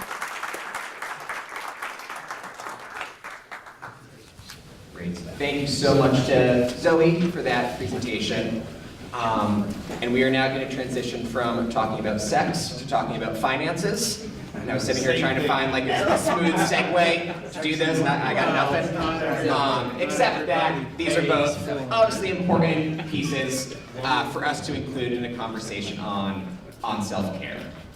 So the next speaker who we're going to bring up is Joe Weir, who is with the organization Clarify. They're located in Center City and do a whole host of services around finances and budgeting, which I'll let Joe talk about further. Thanks, David. As David said, my name is Joe. I'm with Clarify, excuse me, C-L-A-R-I-F-I.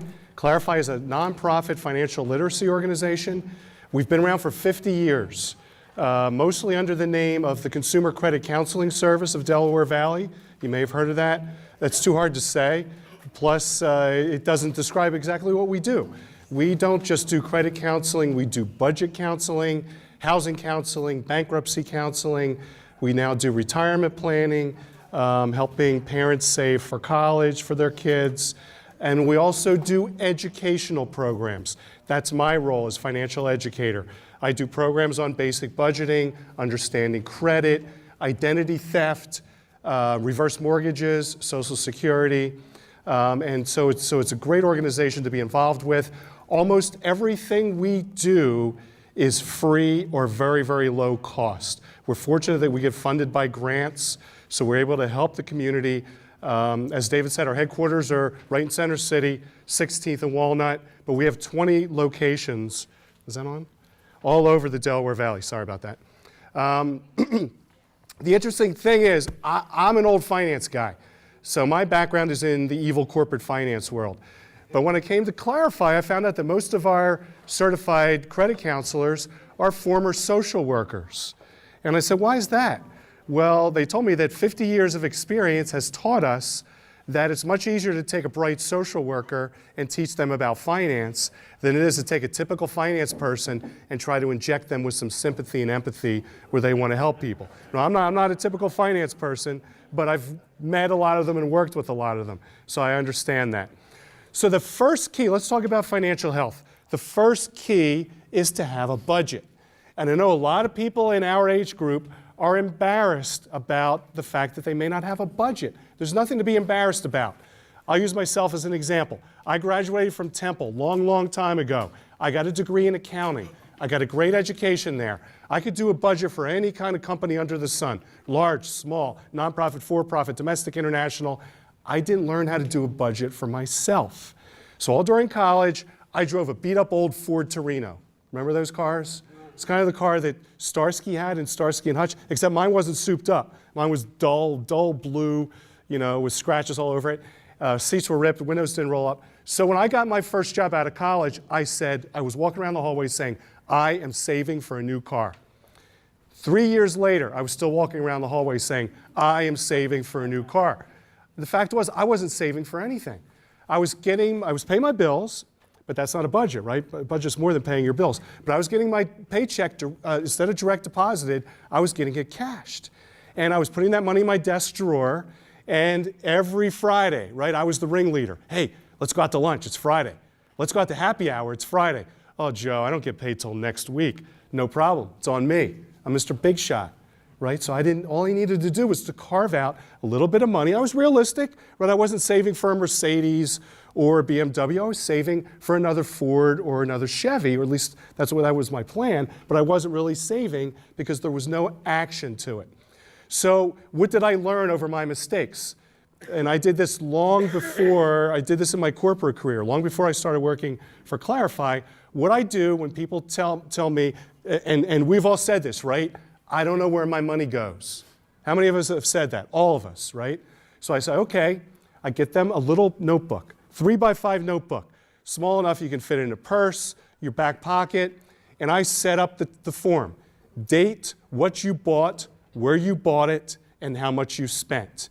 And everything that you spend, whether it's your rent, whether you charge something on your credit card, or whether you buy a pack of gum, you record that for 3 months. After 3 months, I take the book back. I key it into an Excel spreadsheet, and we identify patterns. No matter how much or how little you have, there are always some ways to save money. So here's an example, right? So both my kids, my son and daughter, are in their 30s. They're grown. And I've been preaching financial literacy forever, but of course, they never listened to me. So when my son turned 30, he came to me and said, Dad, I don't know where my money's going. I said, okay, here's the book. Tracked his expenses for 3 months. Do you know, once that was done and once I keyed the information in, my son was spending over $500 a month at Wawa. Every morning, breakfast sandwich, donut, coffee. Lunchtime, hoagie, chips, soda. Sometimes at night, tasty cakes, ice cream. I said, this is where your money's going, right? Food is your biggest controllable expense. There were some other things too. He had just gotten a dog, right? Do dogs cost money? Yes, you have to plan for that. Our biggest time at Clarify, our busiest time, is January. Why is that? It's after the holidays. People always say, well, I spent too much money on Christmas. Well, Christmas has been coming for over 2,000 years. It's going to come next year too. So you plan for it. And I know, when we were all growing up, I remember banks used to advertise the fact that they had this product called a Christmas club, right? Most banks still have that product. They do a terrible job of marketing it. But if you wanted to do that, you can start in January saving for the Christmas, for the holidays. You get that money, you can tap into it right after Thanksgiving, and it's a great way to save. Because what happens to folks who don't, and I need to watch, right? Because for a good part of my career, I had a title that was called budget manager. Clarify doesn't like to use the word budget, because when I use that word, I didn't see any smiles at all, right? We like to call that a spending plan, because we all like to spend. So for people who don't have a formal spending plan, what happens is you can get involved in deficit spending. What happens then you have to make up the difference by using your credit card, right? It's okay to use your credit card, but it's not okay to use your credit card and not pay the balance in full every month. Because what happens then? Interest kicks in, right? To the tune of probably 20% interest for most, right? They should wear a mask and carry a gun, these organizations. And it's very, very dangerous. So one thing to always keep in mind, let's talk about the subject of credit. Having credit is very, very important, having good credit. So the first thing that everyone should do, if you haven't done so already, is run your credit report. And it's really easy to do. You just go to a website, and it's actually, I have some literature there about Clarify, and also it's actually called Correcting Errors on Your Credit Report, but in it, it tells you how to run your credit report. Annualcreditreport.com. Annualcreditreport.com. And what you do on there, it's really easy. It takes maybe 10 to 15 minutes, and it's not something where you actually have to apply. It's instantaneous. It comes right up on your screen. You can print it. You can save it to your hard drive, save it to the cloud. And you need to run it for all 3 major credit bureaus: Experian, Equifax, and TransUnion. You don't need to remember that, because Annual Credit Report walks you through it. Please do me a favor and do not go to Free Credit Report. That's a scam. That's a scam. Make sure it's Annual Credit Report. And thanks to the Fair Credit Reporting Act, which was actually passed way back in the 70s, every American is entitled to 1 free credit report every single year. Why should you run it? You say, I think I'm okay. You don't know what's on there, right? Somebody could have grabbed your Social Security number. There could be errors. In the last 5 years, I've had 2 major errors on my credit report. And it was very easy to fix. All I needed to do was send an email to the credit bureau that it showed up on, and they removed it. So you need to do that. Now keep in mind, I said your credit report is free. And that just lists, right? Lists all your debts, lists payments that you may have made. Your credit score is not free. You usually have to pay for that. And unless there's certain ways of getting it for free. American Express card holders can get your FICO credit score anytime. Discover card holders, Bank of America Visa card holders. There's also a site called Credit Karma, K-A-R-M-A. Anybody heard of Credit Karma?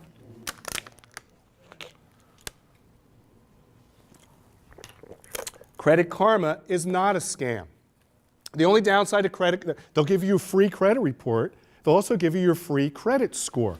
Now, it's not the FICO score. The FICO 8 score is the most widely used credit score in the country. 85% of lenders use it. FICO stands for the Fair Isaac Corporation. Doesn't mean there was a dude named Isaac who was a nice guy. It was started by Mr. Fair and Mr. Isaac way back in the 60s. They came up with a methodology, we'd call it an algorithm today, for calculating credit scores. And it runs from 300 to 850. And I know you're saying, why? Like, why can't it just run from 0 to 1,000 or 0 to 100? That's how we're used to thinking. Well, they tried to make it complex, right? And tried to be secretive. So that's why they came up with this scoring method. Now, most other credit scoring methods follow the FICO numerology. So Credit Karma uses something called a Vantage score. It's not a FICO score, but it's very, very similar. It won't match up exactly, but it's not a bad thing. The only downside to Credit Karma is you have to have an email address, and they will sell your email address.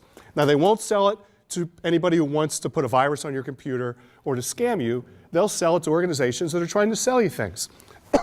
So you'll be hitting that unsubscribe button a lot, right, when you get those emails, thanks to the Canned Spam Act, which is a real law that was passed about 7 years ago. Once you hit that unsubscribe button and it's registered, that organization can never, ever send another email to your address. So keep that. It's a small price to pay. It's free. Credit Karma is absolutely not a scam. So it's very, very important to keep track of, to look at your credit, keep track of your credit score. Also, again, some things to learn from my mistakes, right? If you say, well, I have bad credit, or I had bad credit years ago, it's just like breaking a bone, breaking a finger, right? It can be repaired. So I'll tell you a personal story. This happened 20 years ago. I made the mistake of co-signing a loan for my cousin Ronald. This is a cousin I grew up with. He found himself in some difficulty. I co-signed a loan. I thought everything was good, right? All of a sudden, about 6 months later, I get a phone call. Hey, you haven't been paying your bills. That's not my bill. That's Ronald's. No, you co-signed it. It's yours. So I call Ronald and say, what's going on here? Loud beep on the other end. This number has been disconnected. Can't find Ronald. He took off. Another cousin told me he took off to Florida, right? I never did find him. So what happened was my perfect credit score at the time took a 100-point hit because there were not just late payments, there were missed payments, right? And yeah, I had to pay back the money. That hurt the most. Those bad actions, negative actions, showed up on my credit report for 7 years. They stayed there for 7 years before they disappeared. However, those bad actions only affected my credit score for 3 years. For 3 years. So as long as everything else is good, you're paying your bills, you're using credit wisely, it can be repaired. It's absolutely doable. So questions is, I'll allow for questions at the end. Because credit, there's a lot of misinformation out there. The biggest urban myth that's out there, was out there when I was a little boy and it's still out there, is people say, hey, keep a balance on your credit card because that helps your credit. Has anybody heard that? The opposite is true, right? If you have a balance on your credit card, it hurts your credit. So the way to use it, and I realize life happens, right? And sometimes you have to keep, you can't pay your bill in full, but try not to make that happen. So let's segue a little bit into scams and identity theft, right? So one scam that's out there is with credit repair. How does that work, right? There are places out there, Ace Credit Repair, creditrepair.com, Lexington Law. How do they work? What they do is you go to them, right? Because obviously you have some concerns about your bad credit. They'll run your credit report, run your credit score, and what they do is everything that's on your credit report, they question to the credit bureaus. They send an email saying, hey, this isn't mine. Now, within 30 days, by law, those credit bureaus have to remove those items. And so what happens is then they run your credit report again, they run your credit score goes up. You think these guys are the greatest things since sliced bread. And they go, hey, aren't we great? Give us another $100. However, any legitimate action, any legitimate late payment, missed payment, the organizations have another 30 days to do research and say, hey, wait a minute, this is real. It goes right back on, your credit score normalizes as to where it should be, right? So I told you I had a couple errors on my credit report in the last 5 years. What were they? They were credit cards that my cousin Ronald opened in my name. Now, I didn't authorize those, right? So as soon as I saw them pop up, I sent a note to the credit bureaus. It came off and has never come back again. However, if I had questioned those missed payments and late payments from the loan that I co-signed, that's legitimate, right? Eventually, the loan company would have said, hey, this is Joe Weir's signature, this is legitimate, it goes right back on your credit report. So that's how those credit repair, and I guess I shouldn't call them scams, but I'm going to call them scams. So let's move into identity theft and scams, right? So again, another personal story. About a year ago, in my previous life, I worked in New York City, and I still have a lot of friends up there. So during the year of 2015, they did a lot of favors for me. Got me some tickets to shows, concerts, things like that. So I took them out for some cocktails, right, to a place that I've been going to for 15 years, but it's under new management. So what happens when you run a tab at a bar or restaurant? You give them your credit card, right? So I gave them my credit card. Okay, that was like a week before Christmas. Christmas Eve, I'm babysitting my granddaughter, and I get a message on my phone, an alert, saying, it was from my credit card company, call our fraud department immediately. Well, the first thing I did is I ran to my coat where my wallet was and said, was my credit card still here? It was right there. So I called, and they said, hey, by the way, did you just try to buy $900 worth of gift cards at Safeway? And I said, no, because there aren't any Safeways in the Philly area, right? And they said, oh, wait a minute, something else popped up. Did you just have lunch at Buffalo Wild Wings in Baltimore? Well, I've been to Baltimore a lot. I've never been to a Buffalo Wild Wings in my life. So what happened was, how did that work? What happened is somebody at that restaurant, that bar, wrote down my credit card number, right? And they sold it on the black market. And there are places that make fake credit cards, right? And so they got my number. Now, the good news is I felt violated, but my credit card company protected me. I was liable for nothing. Now, there's a transition, right? If anybody's gotten a new credit card recently, you'll see a chip in it, right? So that chip, the magnetic strip on the back, can be cloned from these factories if they just have the number. The chip cannot be cloned yet. There's still, my tech friends tell me there's still another 10 years away from cloning that because the chip sends out thousands of electronic messages per second. And it does take longer, right? And not every place accepts the chip or uses the chip, but once we got into 2016, any retailer who does not use a chip card or a chip reader, if there's fraud, the retailer is liable. It used to be the credit card company was liable. So those of us who go to Wawa, right? Wawa doesn't use the chip reader yet. So if there's any fraud, it's on Wawa. Let's talk about identity theft a little bit more. Those of us in our age demographic are a larger target, abnormally larger target for fraud and identity theft. Why is that? Because we grew up in a time when most of us didn't lock our doors, right? Every phone call was important. We ran and answered the phone, right? And we're more trusting. So scam artists know that. So who's gotten the call from the IRS? From the IRS scam, right? The IRS says, hey, you owe us a bunch of money. I got that call, right? And what happens? Your heart skips a beat because I'd rather have the CIA after me than the IRS, right? Because they can attach your wages and everything else. And so very quickly you realize that no, because the IRS will never, ever call you. They will never call you. I really like the fact, so some of the other scams out there, I really like the fact that Zoe talked about internet dating, because there's a lot of scam artists that target the seniors on internet, not just seniors, but especially seniors, on internet dating sites. I was just at an event for the city of Philadelphia where a young lady came up, and her mother was in her 60s. Her mother was married for 40 years. Her husband passed away, and she got on an internet dating site. And she met somebody who was based in Africa and established a long-term relationship. And of course, he said, look, I'd like to come and visit you, but I have money problems. And so she wired money right to him to the tune of pretty much her life savings, $150,000.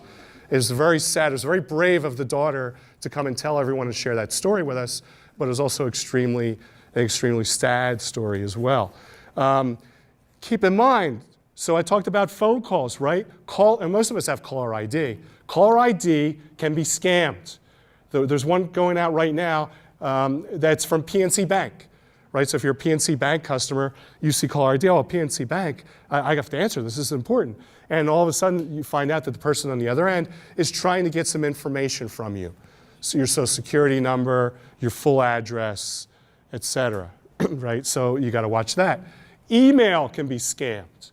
So my buddy Bruce, he was traveling to Spain, and I knew that, and he was very upfront about it. He also made the mistake of putting it on Facebook, right? So while I knew he was in Spain, I got an email from him. It was from I'll even give you his email address was bruce.mitchell@comcast.net, right? And it said, hey, Joe, I'm in Spain. I lost my wallet. I'm stuck. Can you wire me some money? Well, I had my keys. I was halfway out the door. And all of a sudden I go, wait a minute. Bruce is a retired college professor. I looked at the email again. There were spelling errors, grammatical errors. He never would have done that. And it's not as if somebody hacked in and guessed his password and logged in under him on Comcast.net. They spoofed his email address. So you absolutely need to watch that and be very, very careful about that fact. And you get the warnings about not opening any attachments from anybody who you don't really know. Right, because the attachments can put things on your, programs on your computer, malware as they call it, that they can backtrack when you key into sites where you key in your password. So you need to watch that. Here's a tip. Because sometimes even if you're on an innocent website, maybe a shopping website or whatever, and this happened to my wife. Right, and I'm not saying I would never go on a bad website, right? I'm not going to say that I'm Mr. Clean. I know my wife wouldn't, right? So all of a sudden all of a sudden you key on any internet site and a bunch of pop-ups come up, right? Well, I know my computer has pop-up blockers on it, right? So nothing worked. There's a program out there if you get malware, because your antivirus won't fix it. They may help prevent it, but it won't fix it. There's a program called Malwarebytes, Malwarebytes. I forget the company who makes it, but if you key that in to a Google search, it'll bring it up. And I think it costs $25, and I'm not here to sell anything, but I think it costs $25 for 2 years. And let me tell you, it is the best program for removing that kind of malware off your computer. So keep that in mind. So all sorts of scams out there. So I told you about one of my credit card deal where somebody was trying to buy gift cards, right? $900 worth of gift cards. The reason why that charge didn't go through actually is they needed my zip code, right? They didn't know my zip code. They had my credit card number, but not my zip code. So one of the best things you can do to prevent identity theft is shred. So people do not have your full name and your address. Now, hopefully communities in the area have shredding days, right? If not, the shredders that just the small shredders that go on a trash can are very, very cheap these days. You just need to be careful. You have to do one at a time, right? I get impatient. I try to jam like 5, credit card applications, pre-approved credit card applications through, and it jams it up and it breaks it, right? So what's being done about this, right? About all these scams and identity theft? Well, a few organizations are really battling on behalf of the consumers. AARP is doing a great job. Now, you don't even have to be an AARP member, but what they do on their website every month, and I think they update it regularly through the month. They give you an update on the latest scams that are out there. So just be aware of it. Also, the Better Business Bureau, and their website is very simply www.bbb.org, simplest website in the world. They have on their website something called a scam tracker. And what it is you key in your zip code, and it'll tell you for the last year the scams that have popped up in that zip code. And it's great. It's great. So what are some of the scams that have popped up out there? Credit repair, right, is one of the biggest. Here's another one for people in the suburbs, right? A driveway sealer scam. So I take care of a bunch of elderly aunts and uncles in their 80s and 90s, and my Uncle Stan lives in Bucks County, he's 91. I have power of attorney over his finances, and so I have his checkbook, but I let him have some cash, right, so he can operate. So people came and said, hey, your driveway looks like it needs to be sealed. It hasn't been sealed for a while. And what they do is, it's just black paint, right? And they charge you a abnormally high amount of money. He's got a small driveway. He wound up paying $600 to have his driveway painted black, right? Now, it actually wasn't $600 because he had on hand $585.30 or something like that. And the guy goes, I'll take that. That's good. And I didn't find out about it until after the fact. So the Better Business Bureau Scam Tracker will keep you aware of those things because awareness is really the first step. There's a federal law that anyone who was caught stealing and using somebody's social security number, it's a mandatory 2 years in prison. Now that's if you get caught, right? And plus if it's in the US, because a lot of these scams are based overseas. Do you know that the biggest scam out there still, besides the IRS scam, actually number 2, is the Jamaican lottery? You hear about this? Right? This has been going on for 10 years where you get a phone call or an email saying, hey, you won $1 million in the Jamaican lottery. And you're thinking like, I don't remember entering the Jamaican lottery, but okay. And they go, Jamaican law means, says that you have to pay the taxes in advance. So you pay $1,000, sometimes it's maybe only a couple $100. You wire us that couple $100 or $1,000 and we'll give you $1 million. And people are still falling for that. So, those are based overseas, just like that identity theft from the dating site, actually was from Match.com, from that woman who got scammed out of her life savings, was based over in Africa.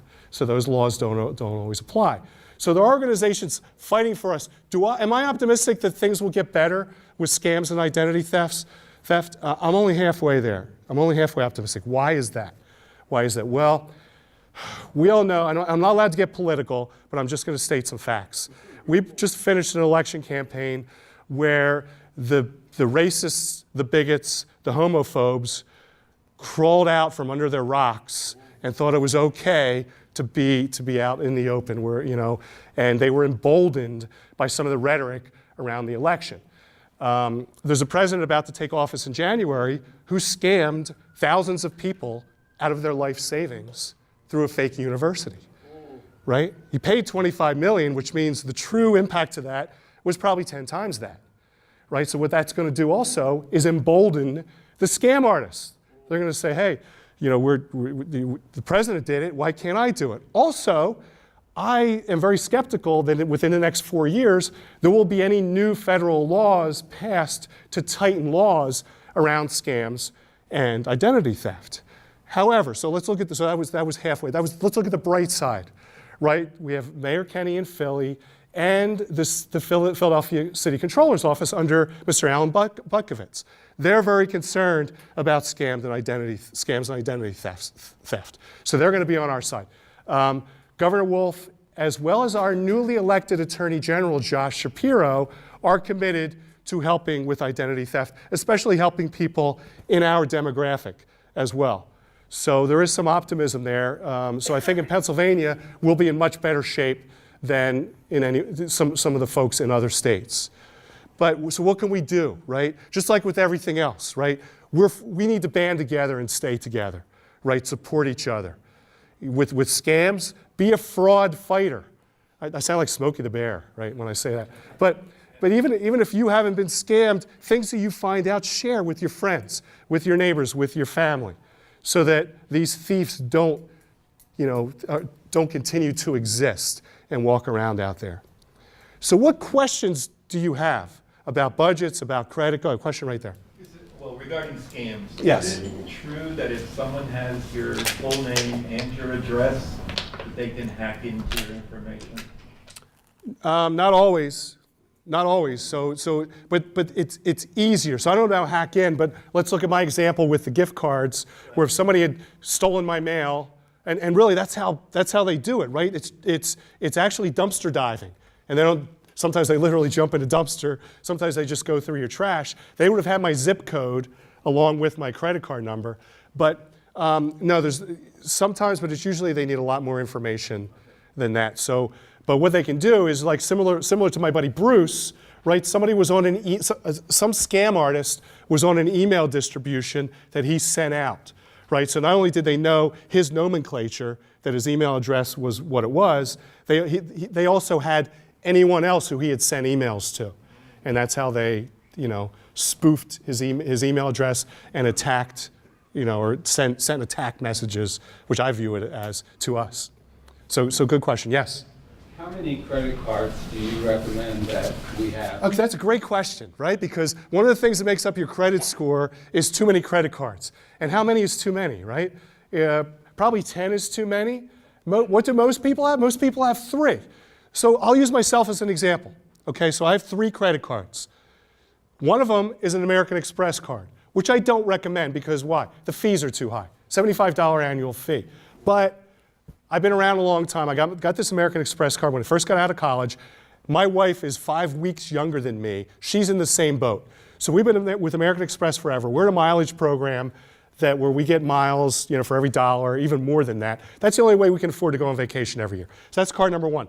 Card number 2 is a debit card, which doesn't really help your credit, but it's a card that were places that don't take American Express that I charge, where the money was automatically deducted out of my checking account. So I never have to pay that. My third card is a Visa card with my bank, who I've been with forever. I'm embarrassed to say it's Wells Fargo. Why with Wells Fargo? Well, right out of college, I started with Fidelity Bank. They morphed into First Fidelity, then First Union, then Core States, then Wachovia, now Wells Fargo. Same 9-digit bank number, I still have the same savings and checking account number, right? So I don't deserve to have that third credit card with a super high credit limit, but that's my emergency card. That's a card that helps my credit score, because having available credit helps your credit score. And so and you say, well, Joe, you use these other 2 cards. How do you keep this other one active, right? Because they'll shut off cards for inactivity. Every other month, I buy a cup of coffee at Wawa or Dunkin' Donuts with it. And then I have to pay the bill, and that's enough to keep it active. Does that make sense? What other questions do you have? Yes? But I thought I had too many credit cards. But so I keep a bunch of them home that I never use. But I was afraid if I cancel them. Yeah. Closing credit cards can hurt your credit score in the short term, right? Because all of a sudden you've had all this available, because every credit card has a credit limit, right? So all of a sudden you've had this credit limit, and they know that, right? It's reported. The credit bureaus know it. If all of a sudden you close your credit cards, you have less available credit. So here's a tip. Here's what I would do. Only close those cards, and it only hurts you for 6 months or so, right? So, and the thing is, if you're paying annual fees on those cards, if you're not, then that's okay. If you want to just get rid of them, make sure, call your bank. If you have a credit card with your bank, a Visa card or a MasterCard, ask them to raise your credit limit.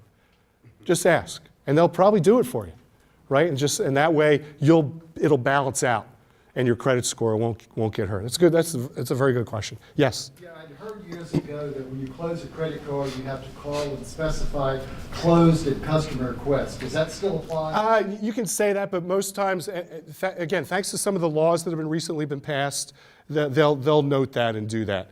Because it does make a little bit of difference if you close it yourself as opposed to if it's closed for you. But not that much of a difference. Go ahead. Yeah, there's one other thing on email spoofing. Yes. Because I just got I used to work in IT, so I got this email, it was just about a month ago, Bank of America, and I have a Bank of America account. And I always check the URL. I never sign on from a link. And I looked at it, it's got the logo, it's got all the information, it looked exactly right. And all I did was hold my cursor over the link they wanted. It was BNK America. Yeah, I don't know what that's called, but they're doing that a lot. So because people make typos, right? So actually in annualcreditreport.com, if you misspell annual, right, it's 2 N's, there's a good chance that's going to forward you to freecreditreport.com. So you need, most of us aren't good spellers, right? So we need to be careful, and that's a good point. That's one of the things the thieves have done. Question? Well, it's not a question. A couple of other things. Number one, don't assume if you've gotten an email from a friend with a link that link is clean, because your friend might not know Correct. they got that link. Correct. Number two, I've gotten a lot of emails from friends who are dead. Yes, as have I. Yeah, so the bottom line is just don't take for granted that anything in an email, even if it looks like from a friend, is good. The other thing is, if you get an email from a bank or any financial thing, just call them at the number on the back of your card. Excellent point. Always call, be proactive, because banks really won't ask you to verify information, right? If they need to verify information, they'll send you a letter, right? Just like the IRS. If you're in trouble with the IRS, you're going to get a registered letter that you have to sign for. So similar. So yeah, they're trying to get Social Security numbers, trying to get bank account numbers, passwords. And one other thing, if you have a propensity for going to fun sites or sites that you... Do I? No, I'm kidding. Some Yeah. people do. It doesn't hurt to just create a dummy Gmail address. Yeah. And all the sites that you go to that you don't necessarily want to be bothered from. The dummy email address. Yeah. Send it to there. Yeah. I have some friends from Santa Barbara, California, and who are in the IT business, and that's what they recommended to. Question. At the same note, there's a add-on for browsers called blur.com. And Blur will blur your email address and put... oh, that's a good tip. Blur.com. Blur.com, it's a browser add-on, and that way you don't have to give out your real email address. Yeah. And that's not necessarily for us. We can tell our friends that, right, and our cousins and everything. So, yeah. Question. A friend of mine said that you should have more than one account, because he says if somebody should get into your... Yeah, the question is to have more than one bank account, because if something happens where your bank account is compromised, then your money's tied up. So that's not a bad suggestion, is to have a couple different, question. Make sure those accounts are not linked. Make sure they are not linked. Don't have overdraft. That's correct. Make sure they have nothing to do with each other. And it's okay if it's competition, right? If you want to have a bank account with the Bank of America and a bank account with Citizens Bank or whatever, not that I'm allowed, or with a credit union, even better, right? Because credit unions are not for profit. Question. Most people don't know, but you should never have overdraft protection Yeah, on because- any of your credit cards or any of your accounts. Because what'll happen, let's say you have a credit card with a modest $2,500 limit. Yeah. And somebody scams you for $25,000. Guess where the money's gonna come from? Your bank account. Yeah. In that kind of a case, you want all of your stuff to bounce. And when I said credit card, I actually meant checking account. Yes. You want those checks to actually bounce. Yeah. Overdraft protection is, you think it's a good thing to have, but it's not. It's not. And actually, it used to be, the law was you had to opt out of overdraft protection. Now you have to opt into it. So all the banks will. They shove that. They do. And of course, they'll shove it to you. And just the best thing to do is say, no thanks, I can discipline myself. Question in the back. Last question. Oh, you never mentioned anything in reference to bankruptcy laws, in reference to charged off bad debts, on your credit account. 7 years. 7 years for Chapter 13 bankruptcy. That's how long it stays there. 7 years for charge-offs. 10 years for Chapter 7 bankruptcy. You know the difference, right? With individuals, Chapter 7 and Chapter 13. Chapter 7 means everything gets wiped out. That's why it stays on your credit report for 10 years, but you have to have no assets, no income, no way of earning income. Most bankruptcies are Chapter 13, where you have to pay a portion, maybe 10%, 20% of what you owe over a 5-year period, then you're out of bankruptcy. And it only stays for 7 years. Thank you, excellent question. Thank you, folks. I ran over. You guys are awesome with your questions, and I'm happy to be a part of this event, so thank you. Thank you again to Joe. So, thank you all so very much for joining us here today. A couple quick announcements and housekeeping items before we break for the day. First, want to give a big thanks again to all of our speakers today. Jim Hart, John Lutz, Zoe Nesson, and Joe Weir for coming in on a Saturday to share their information with you all. And I hope you all got some good tips that you can apply to your daily lives from these speakers.